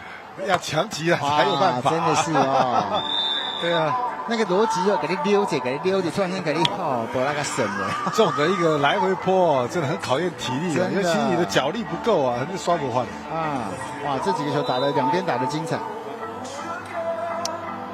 就基本上真的是那个快快慢慢啊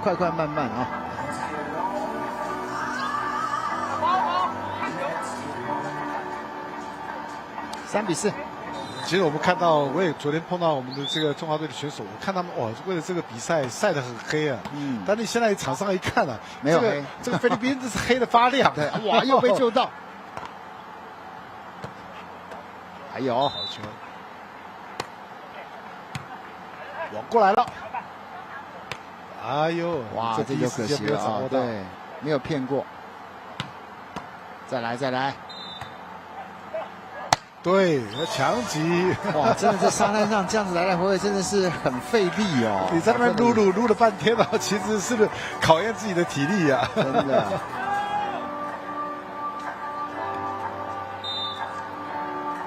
5比3。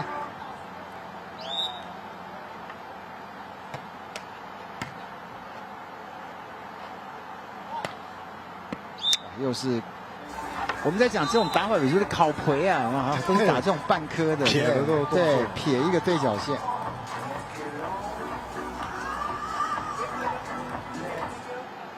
切这个大角。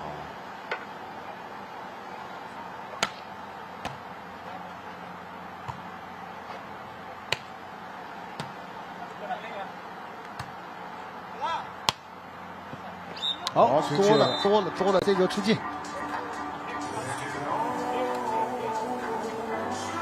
好，第二局到目前为止两边有更多的一些攻防啊，那真的是要拼的是耐力啊。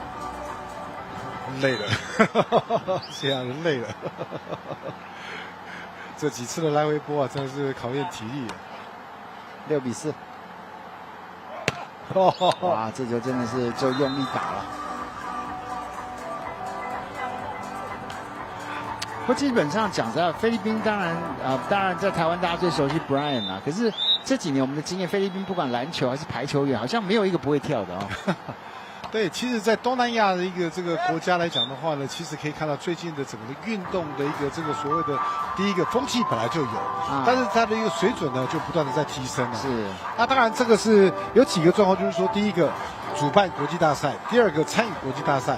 那这样子一个经验久了以后呢，自然的这些的他们的一个能力啊，各方面啊，经验啊，都会有所提升啊。讲到这，今年的 VNL 的分站里边，菲律宾有一站哦，有一站，菲律宾有一站。对，这个我儿子还特别跑去看。真的。今天去，明天回，就是看了这个球赛。是看日本队吗？看日本跟法国。哦，真的哎，你知道吗？那个当镜头一拍到日本队。哇，你知道那有些时候那个菲律宾的球迷疯狂到呢，真的是。不过他去了以后呢，他比较失望的，就是说他那天他去看那个配的，结果那天他没有上场。哦，他后面没上，后面没上。对，高桥兰后来你知道，可是镜头只要一照到高桥兰，菲律宾女生全部就疯了。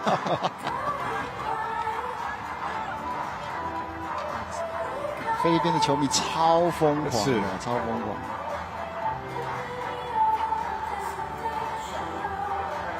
我讲的是，这真的已经是一日生活圈的概念了。在东南亚还是澳门啊、香港都可以马上就当天来。我也曾经干过这种事，一早飞澳门，看完比赛晚上回来。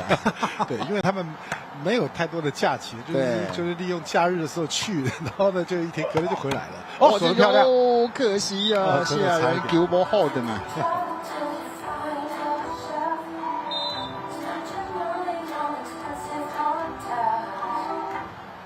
我讲一下，如果大家真的喜欢，其实现在有很多这个观众也都会跟着球队跑。像现在，比如今年，日本又有 SV League， 我相信很多球迷会跟着 SV League 走。对，其实很多这种球迷就跟追星一样，到哪里就跟到哪里。我觉得这是一个好事情了哈。这个一方面呢，这个运动员呢，他会更激励自己的一个表现。是，哇，这球应该是被抓一个实球了哦。这个就手就稍微因为没有到球的正下方啦，所以硬有在旁边给吼起来的感觉。对，因为这个跑的位置稍微有点偏差。对，短球，发的很真短。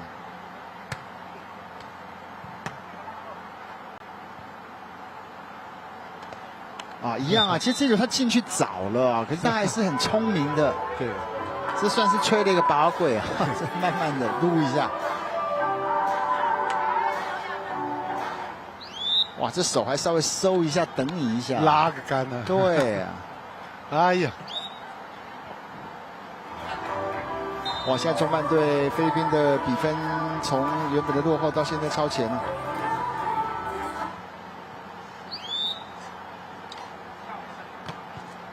哎呦！这就放掉，这就进内。这应该叫个暂停吧，因为我觉得要喘一下，西亚人真的是疲太累了。对，要喘一下，感觉出来。确实是这2天这么紧绷的这个比赛啊！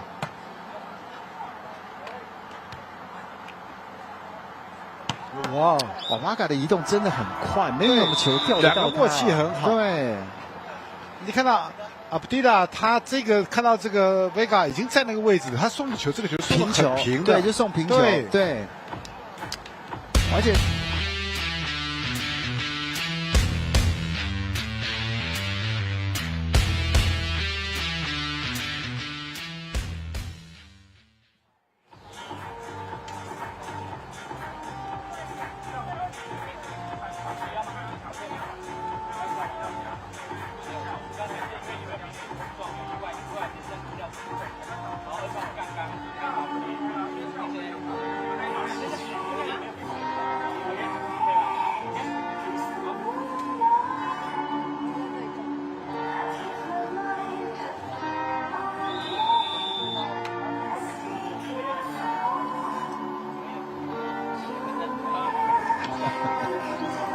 可以讲话了，现在没有，我们现在是刚好。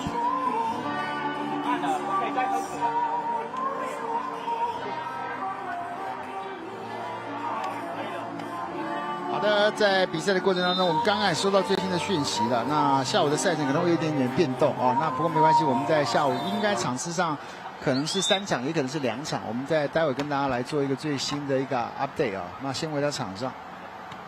哇，真的是被归嘞，被归嘞，这个没有办法。阿迪拉真的是 timing 抓得好，其实又跳得高，而且他在第一时间的那个单手抓球的力量很够。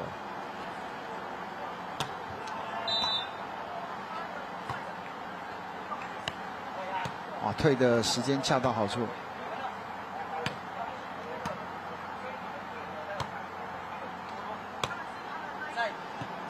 刚好在角落。加迪拉已经先退了，可是他没想到这个球这么准。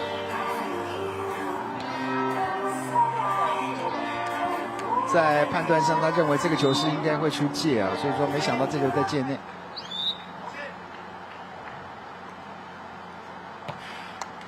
好，来看看接下来，又是靠几条对角线的整个落点啊，瓦嘎。哇，中半段突然间整个加速之后啊，你看分数一下被拉开了。当然，你可以考验的体力的问题。我觉得前面我们看到这个中华队其实有领先哦，但是后来体能上面的一些稍微的消耗啊，所以让打法就变得比较缓慢一点。哇，这个球其实当然了，出界是出界，可是还是一样，突然间又是一个变化啊。对。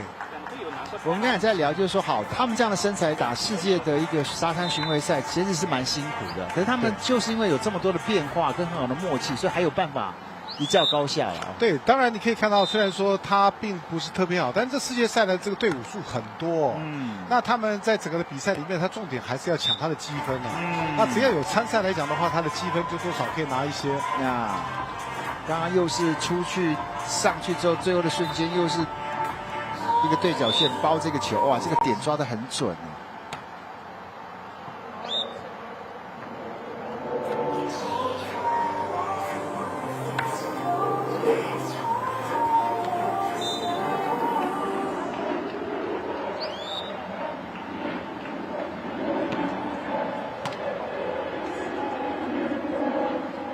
哦，像这种的强力的扣杀，你可以看到，这就是一个所谓的力道。沙盘里面应该就是要像这样的一个打法。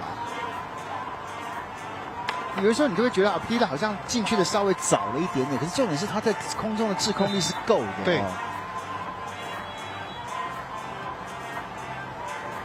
18-10。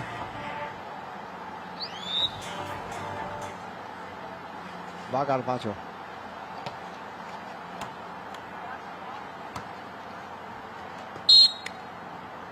啊，触网，阿迪拉触网。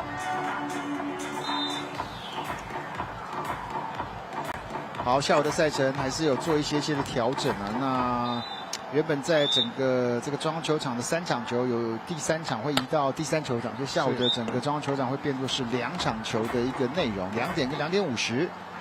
我们也会待会确认那个对战的组合，赶紧跟大家来做一个公布哦。19-11。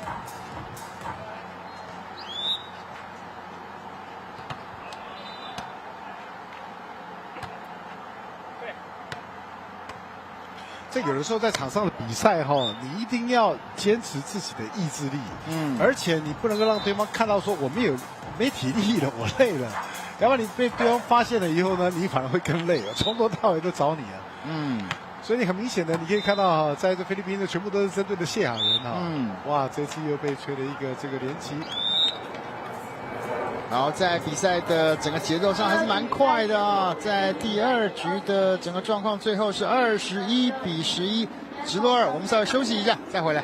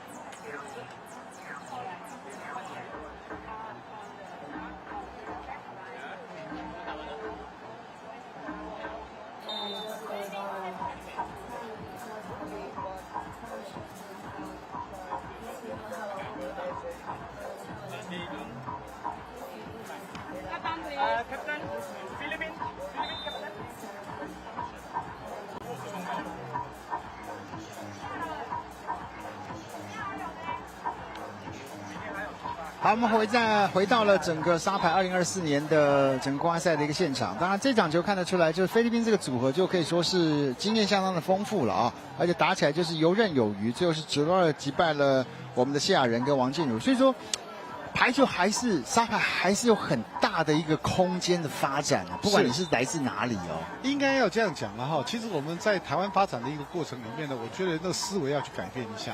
哦，你可以看到我们这个不管男生女生的一个打法里面呢，他认为说第一个，他们先决条件会觉得说沙排它不好跳，所以他会觉得说第一个我移动就慢，第二个我的弹跳能力也会就是没有那么好，所以他的攻击来讲就强击就减少，所以一般就是用露露就是说所谓的一个推扣的一个方式啊，打点的模式。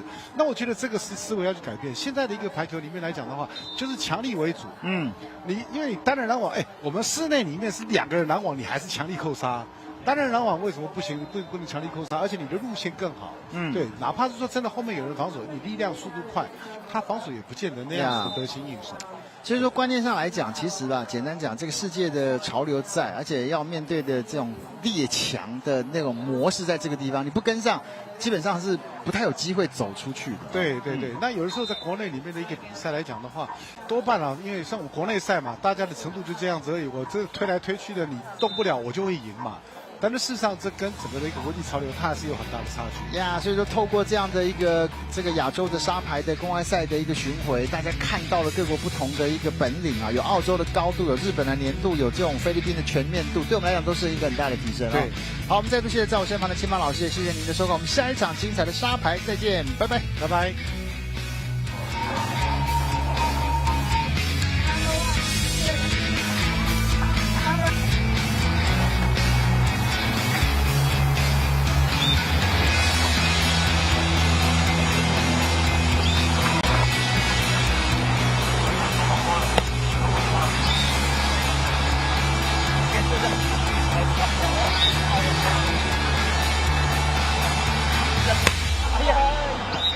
快点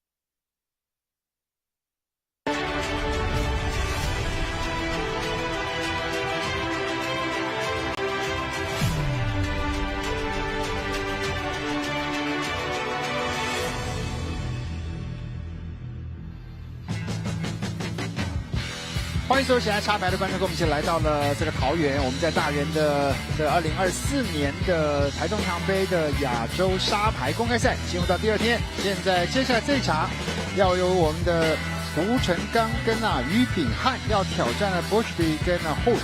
哇，这场也很重要，因为现在两边分别是居在第2跟第3。那谁能够取得这个晋级的资格，就看这一场的输跟赢会是一个很大的关键。现场我们的徐马老师跟我们一起来看球。那这几场看下来，当然我们在昨天也看到了我们这2位小将，这个胡成刚跟于炳汉那慢慢熟悉之后，希望他们对这个沙牌的解读能力越来越高。对，因为我觉得他们2个条件是非常棒那只是在于经验上面来讲的话呢，对于这种国际大赛来讲的话，它是比较生疏一点。不过可以看到他们在整个的比赛里面呢，一场比一场好那所以说，在整个的地方，他也拿到了这个所谓的一个这个打沙牌的诀窍不过大家或许有注意到，这次在整个比赛当中，尽管是户外的沙牌，可是这个正点传播还是有把这个高速摄影机给拿出来了就让大家看慢动作的时候看得再更清楚。对。可是我觉得不够，我要跟徐哥讲，你再给我给它放大，那个沙的粒子你脸上我还几对，现在空海出来再塞对不对？我这个是在拍的时候呢，我觉得这个拉的这个浪的镜头这个要特别注意一下了，真的而且对不对？是一定要把这个选手的那种细微的表情给拍出来。不过接着讲，在这个沙牌好看，一方面它有很多跟这个沙的一个接触的一些动作了好，接下来这场球真的是关键到底有没有机会再往前踏一步他们两队所在是D组。那目前呢，在第一组的部分，除了泰国的组合2胜之外呢，澳洲跟台湾都是1胜1败1胜1败。好，关键的这场球开始。有吗？哎呦，这个球硬是被压回来了。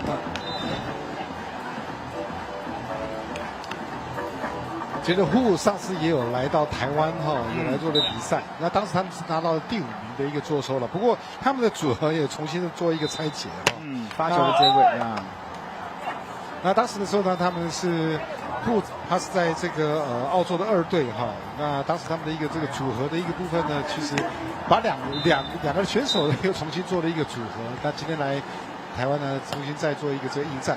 哎呀，球发的一样，真的是放的比较，所以刚好说顺风了。对，刚好一阵风吹过来，这个时候风也出现了。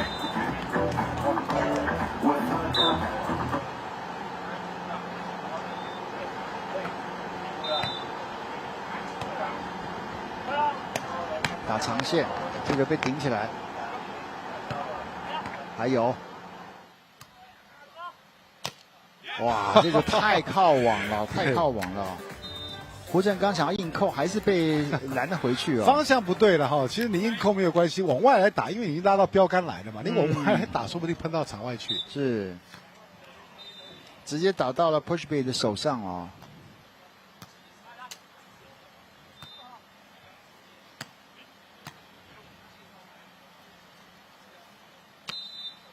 打点很清楚的拉高之后，还是打一个比较边边角角的点后。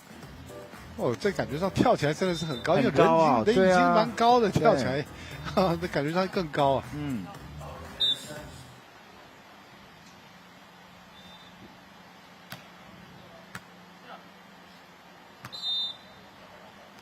还是有点离网子太近。现在这样，当然这太靠网的话，基本上就比较难有一个施展的空间。没错，除非你在往前的一个技巧性很好，要不然就稍微开一点，因为毕竟他个子高嘛，你往这个开往一点的时候，你的角度会比较好一点。哇，这个球触网是给弹了过去，一个 lucky。哇，这个开局澳洲打得相当的清爽6比1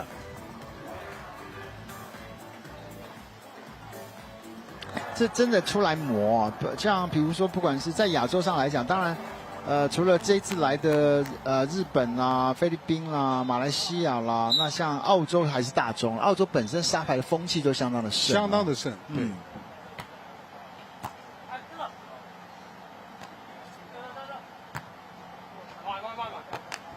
这球没过。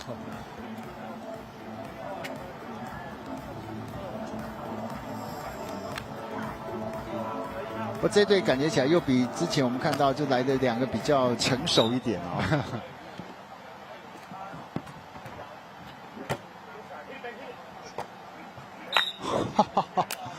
这个突破有点49出位，不过后的整个球还是刚好在界内。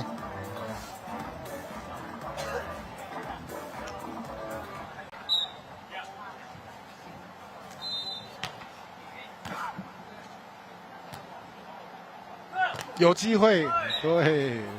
其实有时候很有意思哦，就像我们现在，比如说不管室内排球还是沙滩排球，我们看了那么多波，那么多发现，就是说，当你遇到欧美高大球，你第一时间会觉得哇有点可怕。可是你看室内，你看日本，哦，他们的那个粘度哦，跟防守，跟每个球的那个积极拼抢的态度，那你再看刚刚的菲律宾，所以就发觉高度已经不是排球唯一的一个重点啊。对。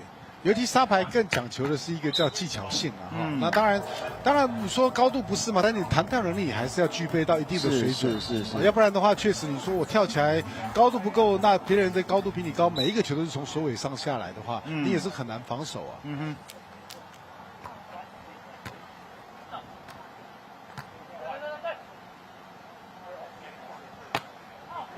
想要拉这个打长线。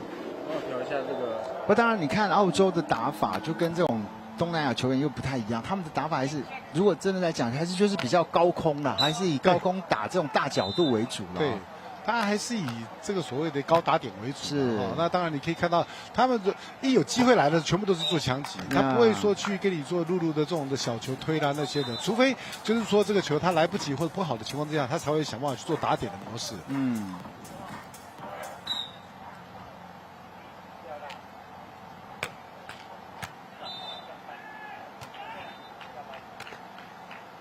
不过拦网真的是他们一个很大的优势在啊，所以这个手腕的一个技巧性要很高啊，尤其面对到这个高大的常人来讲的话，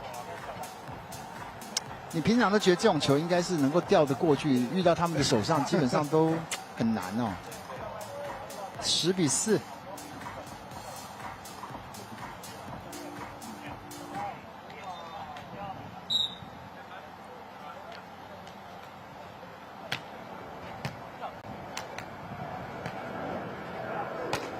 哇，这球稍微慢了一点点。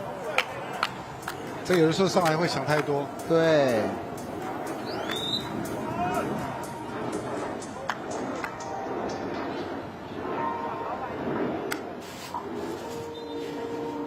双方目前11-4啊。有风会吹过来。哇，节奏其实进行的还蛮快的哦。对啊，因为男生的一个打法来看的话呢，其实真的是比较快一点，尤其遇到这种有强击的一个状况，它更快。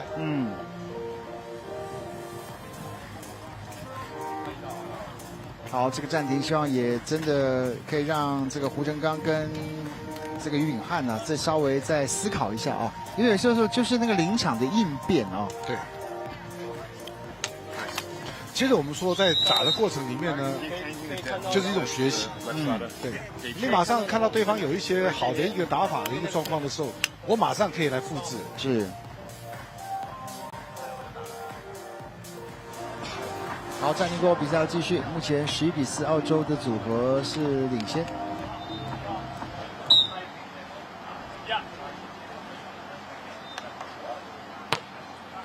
发得很平啊。有，好，有跟到啊。尽管没有什么进攻好的角度，不过最起码吊球的方向是有的。对。在澳洲，他认为说刚刚那个球呢是一种吊球的模式，其实不是啦，那个球确实是一个拍打的动作。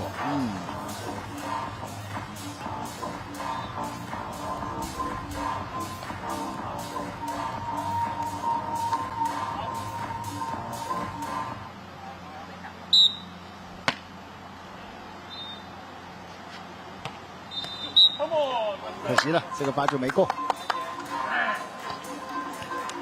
在男子的队伍当中，总共有15队报名了。那所以说，在分组上来讲，少则3队，多则4队啊。那分组前2进入到最后的8强。好球，有 touch。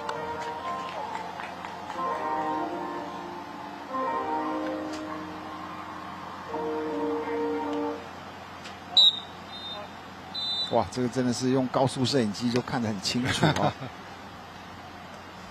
哇，这个要都踢啊，这个拉得很高。来，我举得那么高，你就跳高一点。真的，所以你看到，其实现在的一个这个打法里面来讲的话，包括我们看到奥运会，也都是很多是这种的一个打法啊，压死你啊，真的是。因为基本上来讲的话呢，这高度够的时候呢，可以让攻击者呢，他有更多的观察的一个机会。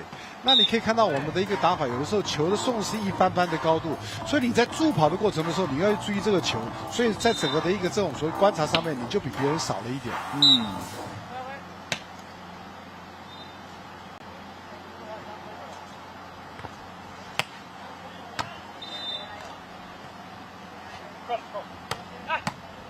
机会。哦，这球也被救起来。哇，还是一样，还是拉得很高啊！这个在看他起跳的时候，那声音都出来了，整个的核心的一个力量都要发挥出来。那技术暂停。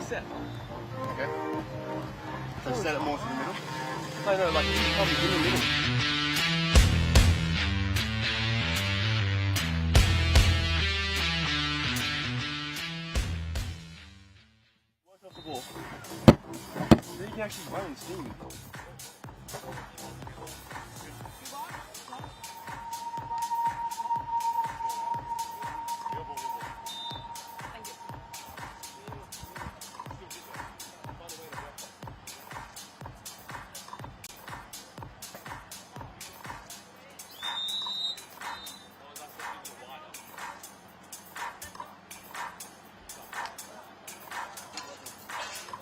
好的，比赛的整个现场，我们在上午的比赛有4场球啊。那今天在第4场球看到的是我们的中华队的胡成刚跟于炳汉，那面对的是来自澳洲的 Bushby 跟Hook。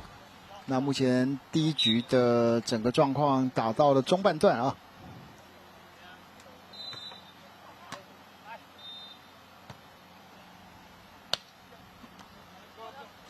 还有。哇，还是一样啊！这个球只要压关就可以了啊，就是高啊，球只要举得够高，都没什么太大的问题，都是可以直接做强扣。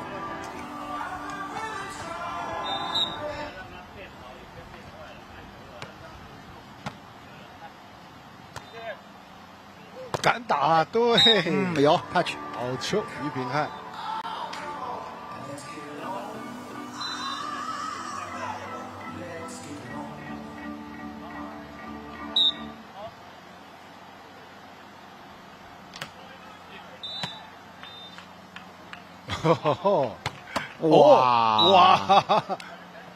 哇！这个球直击啊！这个球直击，这个胡成刚是不是也被骗到了？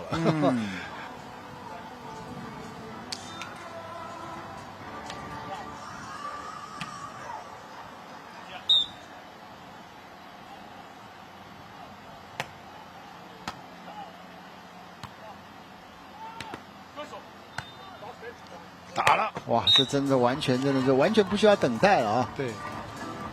对沙排来讲的话呢，拦网就算是1级了，所以说刚刚这种情况之下的时候呢，就要特别的注意。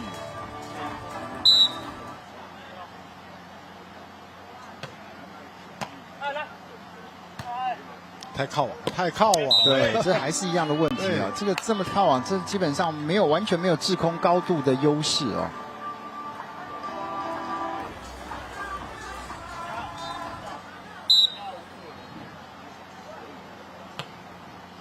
短球，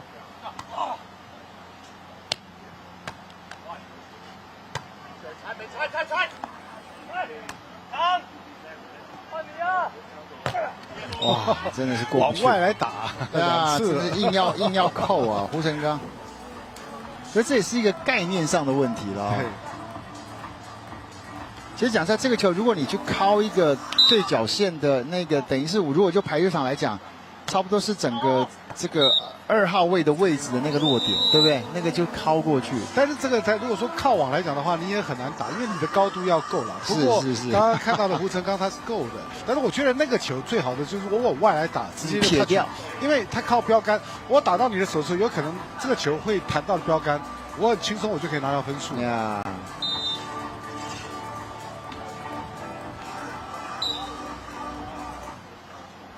9比19。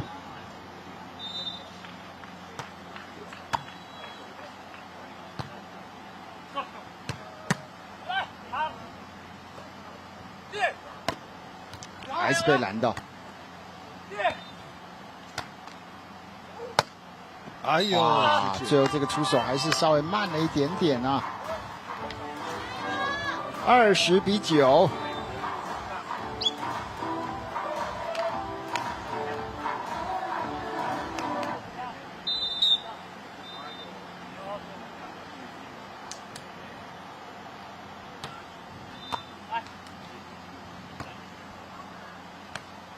哇，这个想要把往旁边掉，还是被对方识破。第一局让澳洲的组21比19拿下。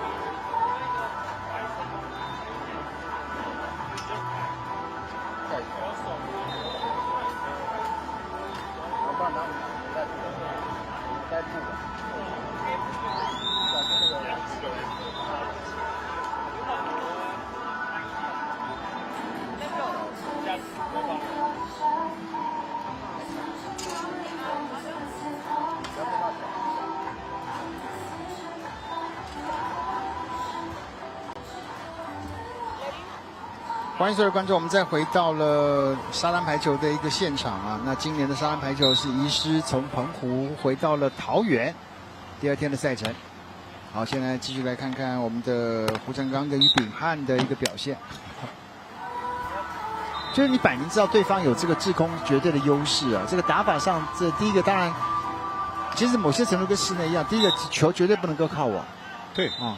因为你打法要改变了，因为对方有这个的优点在这个地方，你就要想尽办法去做。那当然，我们还有另外一个状况，对方拦网很高，你还是要用露露的方式。你说我要通过他的拦网的手再到直线的后区去，其实这个高度是要更高，所以你高度更高的时候，对方的防守他就更好移动。所以打法上面来讲的话，你要去知道说有一些问题。又来了啊，这就自己出手慢了。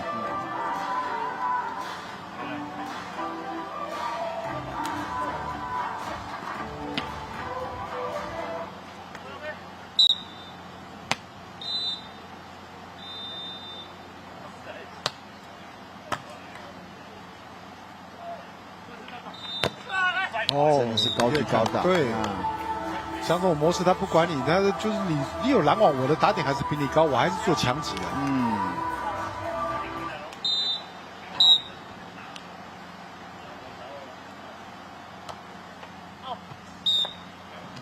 当然，这样我们做一个合理的判断啊。那像澳洲这种打法，当然你如果遇到那种真正很高也很能拦网的话，他应该也很快就被打到不知道该怎么办啊，因为他打法是比较，不要说单调，就比较单一一点啊。是，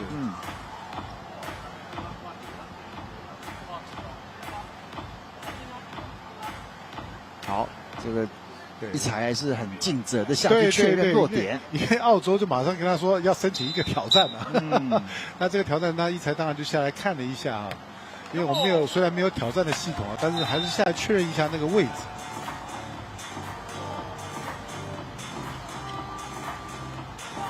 3比3。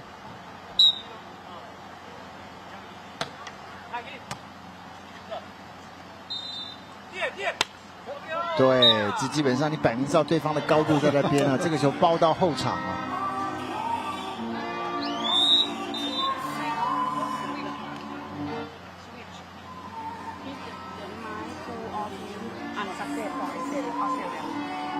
好，双方换边4比3，所以还是可以稳稳的来打哈，因为你只要找到方法，不管对方的一个能力是如何啦，你看这个中华队这个时候也是有领先的机会啊，所以还是稳定一点。第一个发球好，还是要掌握好。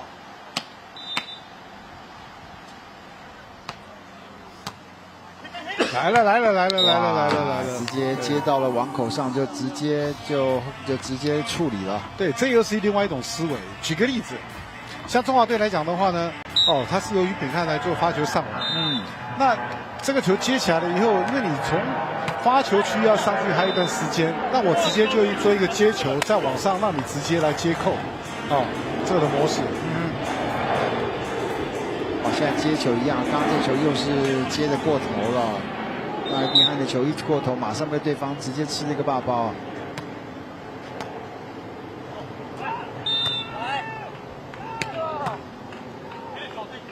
来了，有过了。又差一点点呀，方法不错，思维不错，但是就是执行力的问题啊，执行力的问题，没有执行到位，差一点点了哈。6比4。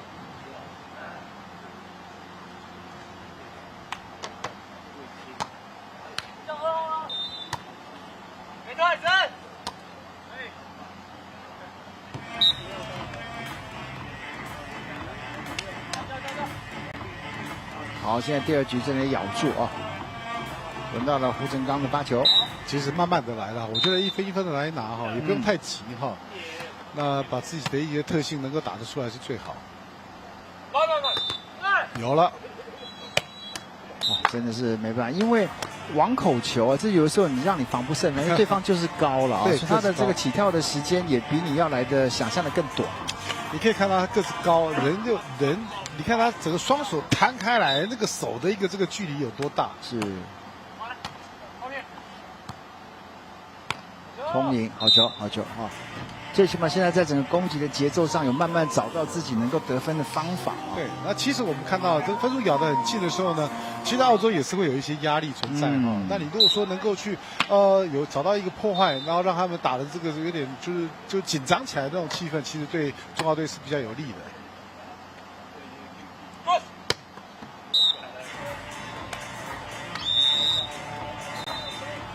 当然，另外一个重点就是这个发球的加压了。到目前为止，当然给发球的这个威胁性比较没到那么大啊，所以你看澳洲在做第一波的攻势就做得还蛮顺的。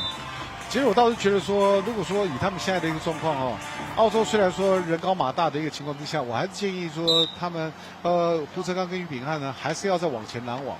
那拦网的一个路线呢，就把它就是弄得很清楚，就是说我就是完全是拦你的是一个这个斜线，然后直线来做防守。哇，这球真的还是喷老远了。对。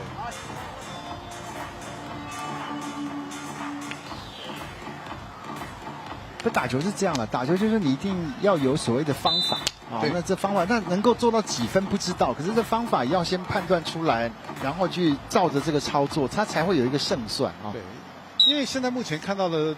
这个于秉翰他们上来拦网的时候呢，其实这个拦网的一个路线呢，并不是非常的清楚。对，强击很好啊，这球扣到让对手有点迷航啊。对，你看到这种强击的时候，他不见得拦得好，那个手有的时候也会喷啊。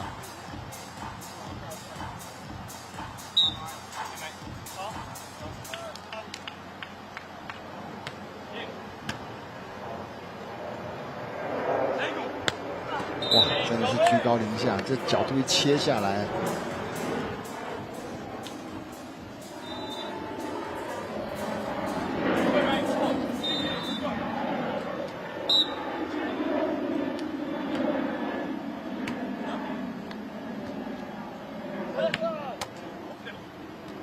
还没顶起来，不错，两个人状况也比较好一点。对，因为基本上你不要再跟他推来推去的，就是跟他抢起。有点拧干，你不要太死哦。没有拧干，紧绷一下。等一下，先拿着，先帮你量数，放我椅子上面。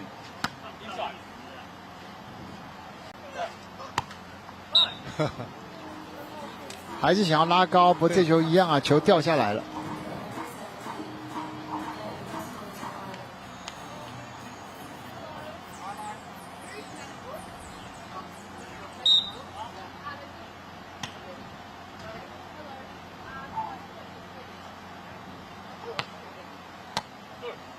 一样哦，现在慢慢发球有点加压哦。对，赶上来了，10比10哦。让他们也感受到一点压力了哈。发球真的一定要加压了啊，不能让对手接得这么的顺。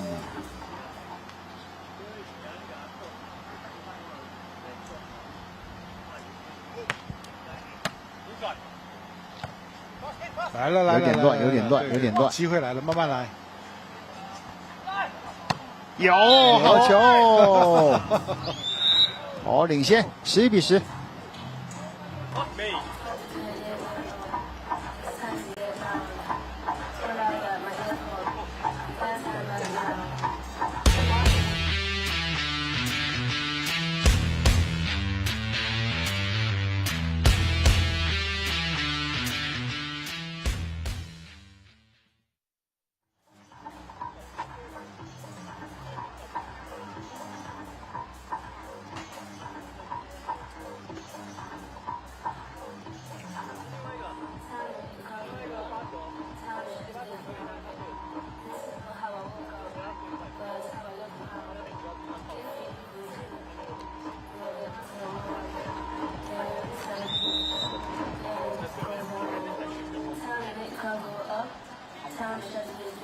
好，这第2局的整个战况跟第1局是截然不同啊！你可以很清楚的感觉到，在整个打法上，胡振刚跟于炳汉也慢慢适应了对方的节奏啊，而且也不断的在自己的出手的模式上变得更灵巧。那在整个发球的部分上，也给对手更多的压迫啊。那果然，这分数现在是不仅是追上，而且现在是超前了1分。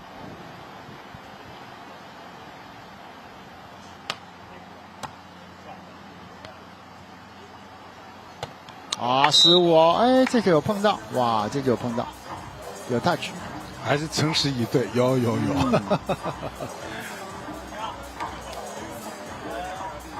哇，真的是丢球过一点点。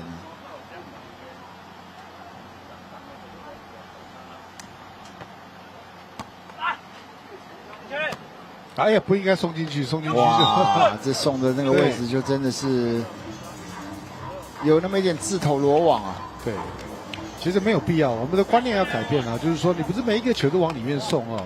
尤其你可以看到哈，刚刚这个所谓的这个于炳汉是整个是倒地接球的一个模式哈，起来也会慢，不需要要送到太里面去。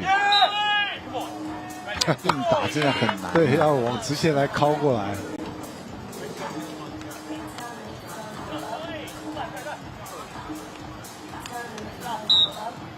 13比11。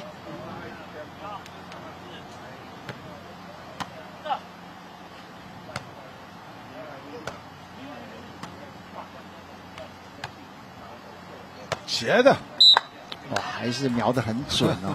对。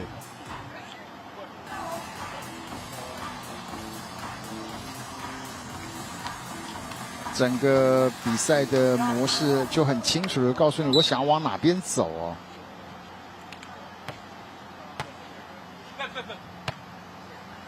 又来了，这个是这个球只要是过去了以后呢，他们在这个往前的时候就直接做一个2段的一个攻击啊。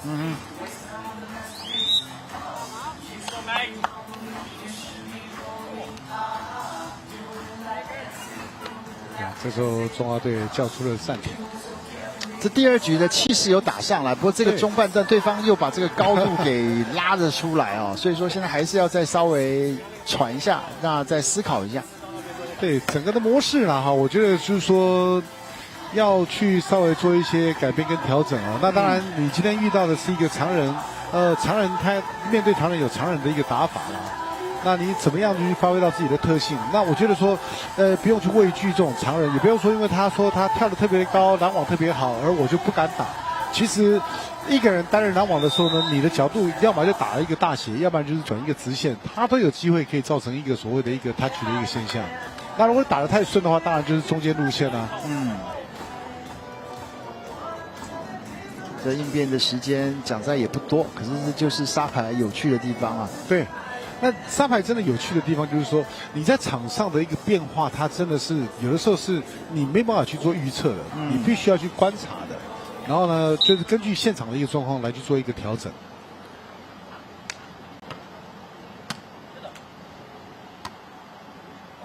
像这种开网的这样就可以了。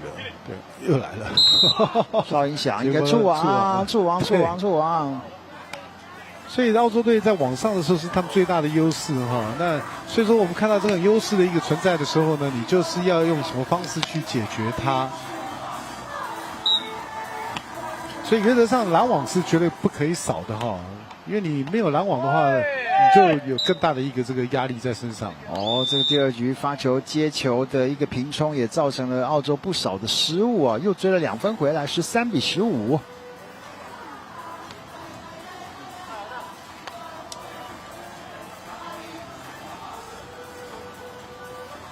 这没错，第二局整个澳洲接球也接的这个压力接的比较大哦。哎，可惜，这个发球失误。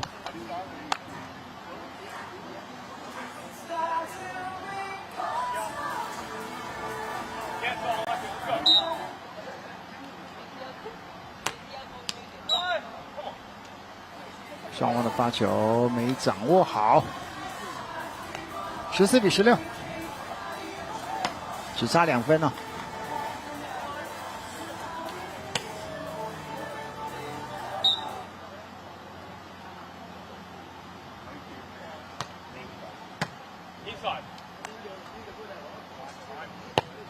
哇，真的是没办法。所以原则上我是觉得说，因为他们两个的一个搭配来讲的话，因为胡成刚跟平汉哦，那弹跳能力也够了，所以在策略上面我会觉得说。就以篮协哈来这个手持的一个模式哈会比较好一点。对，敢打很好。2分差啊，再加把劲，15比17。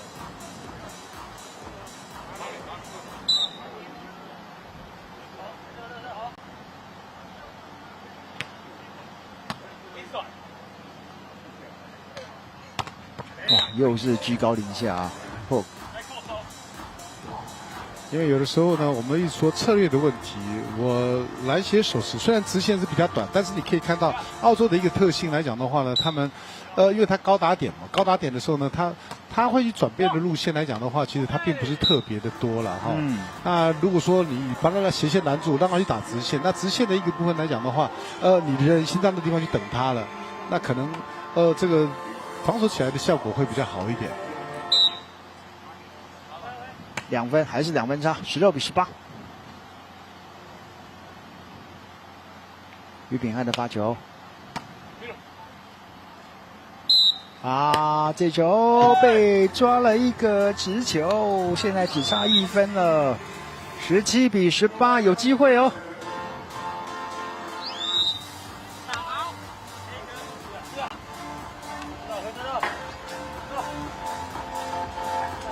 到了这个关键时刻，你可以感觉出来，第二局整个澳洲的一个失误也出现的比较多哦。其实像这种我们说了哈，澳洲这种队伍哦，因为基本上我个人是觉得说，当你给他产生的压力的时候，他就会慌乱。所以说你把他分数咬得很紧的时候，他也会紧张哈，因为他认为说我们应该是有赢的胜算的一个状况，但是你分数被拉上来了以后呢，他反而会有点这种措手不及的现象。那现在这个暂停也让两边稍微再喘一下，不过已经进入到了第二局的最后关键的2-3分了哦。你就收好，收点。那第一局澳洲是先拿下啊，17比18，只差1分啊。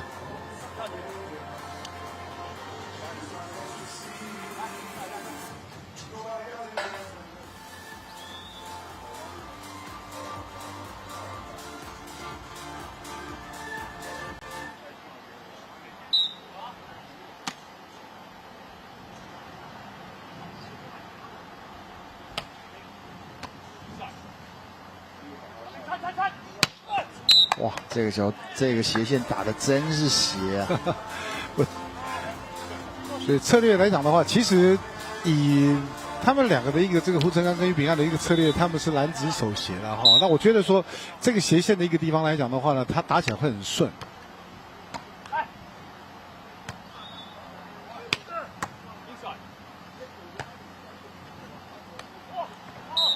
出界，这个球出界，还是咬住哦。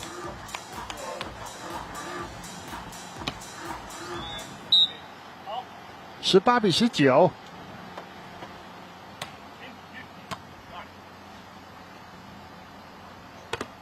啊，又是打一个2楼半的一个高打点。对，你可以看到澳洲队他们这个靠边线的时候呢，他就会故意把你打手出界的模式。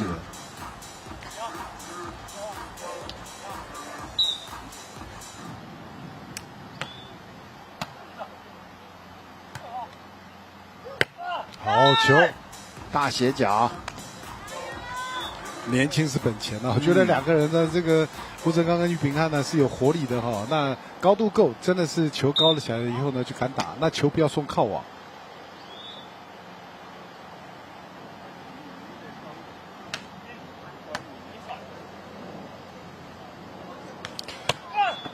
失误啊！这一分让中华队给抢回来，20比20啊！哦，真的是啊，真的是机会，就算给你，你也会紧张啊，也是会失误的。当然了，不过比较大的缺点就是胡哲刚跟俞秉翰两个哦，在后防的这一个可以看到哈，在胡哲刚的时候，他的一个防守的一个路线太早站出来了。你看到这个斜线影子很清楚，所以他一定会打你直线。那一般来讲的话呢，就是说我不要那么早站出来给你看得到。哇，这个就硬是打一个直线的一个塔吉奥。21比20，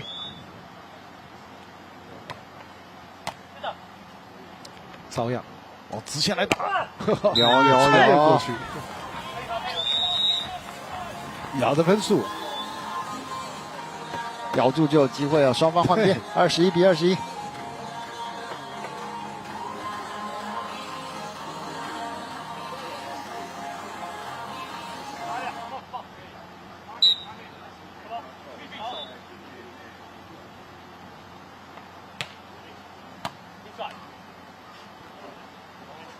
有啦，直线，哎呀，这一次就对了。这一次就是说我没有先跑的，但是这个时候过去的时候稍微慢了一点。胡哲刚，你看胡哲刚的整个动作是观察到了，对，所以说这个地方，还是有机会哦。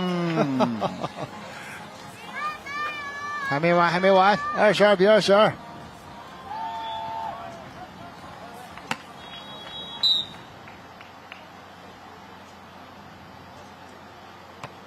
哎呦！俞秉翰的发球，这个时候发生了失误。不过他们现在策略是对的，他们整个的一个进攻完全是针对的澳洲的 Hood 来做一个这个发球的对象哈。那其实可以让感觉到这个 Hood 他的一个这个体能上面的消耗的也蛮多的。漂亮，对。哇，现在真的是要拼的是彼此的耐性哦。对。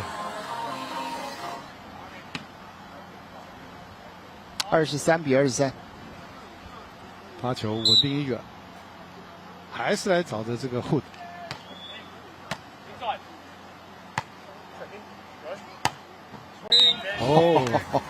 盯这个脚盯得很准啊。所以其实你可以看到他们两个这是沟通的一个过程哦。他的这个球的一个这个举的一个部分哦，那这个。不是比他的一个整个的一个这个举球的时候呢，他会先告诉对方我的球位置在哪里呀？对，所以这是场上随时的一个沟通哦。这个确实你可以看到Hood已经在这边撑着脚了，体能消耗的。不要再找我，不要再找我。当然还是给他去练习。你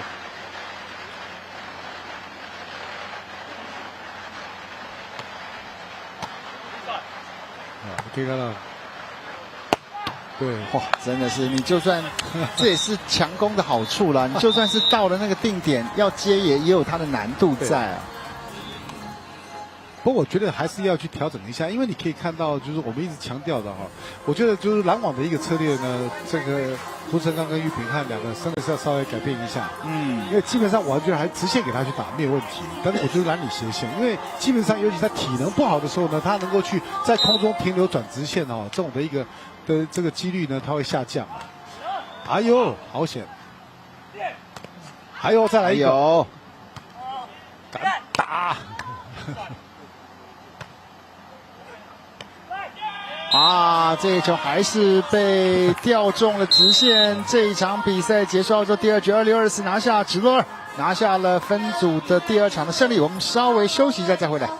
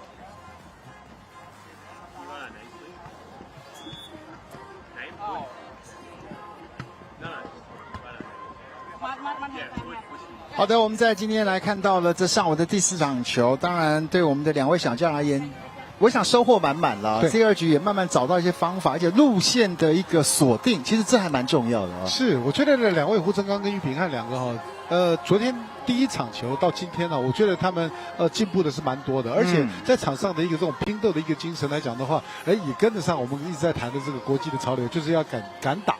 这个是很重要的。那当然，有的时候说受制于说我在场上的一个战略，这种战略性的东西，我要去尝试。我这样的一个执行了以后呢，有没有效果？没有的时候呢，可能我是不是要改变一下我的其他的一个方式来去做一个进行那这个是要在场上很快的来转换。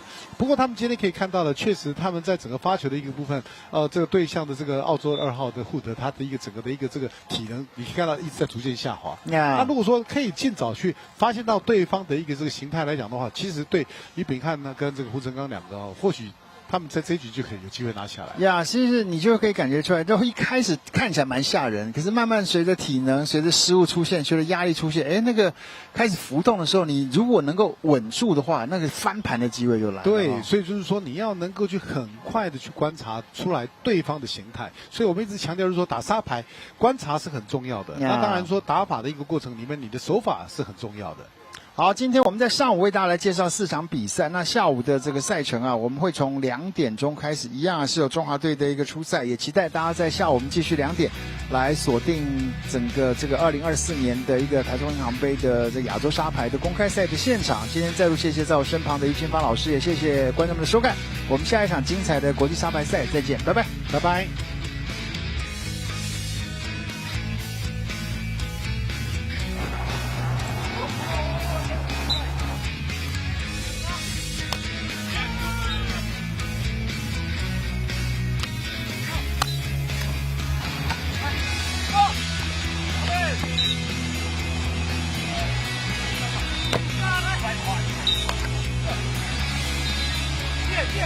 我标啊！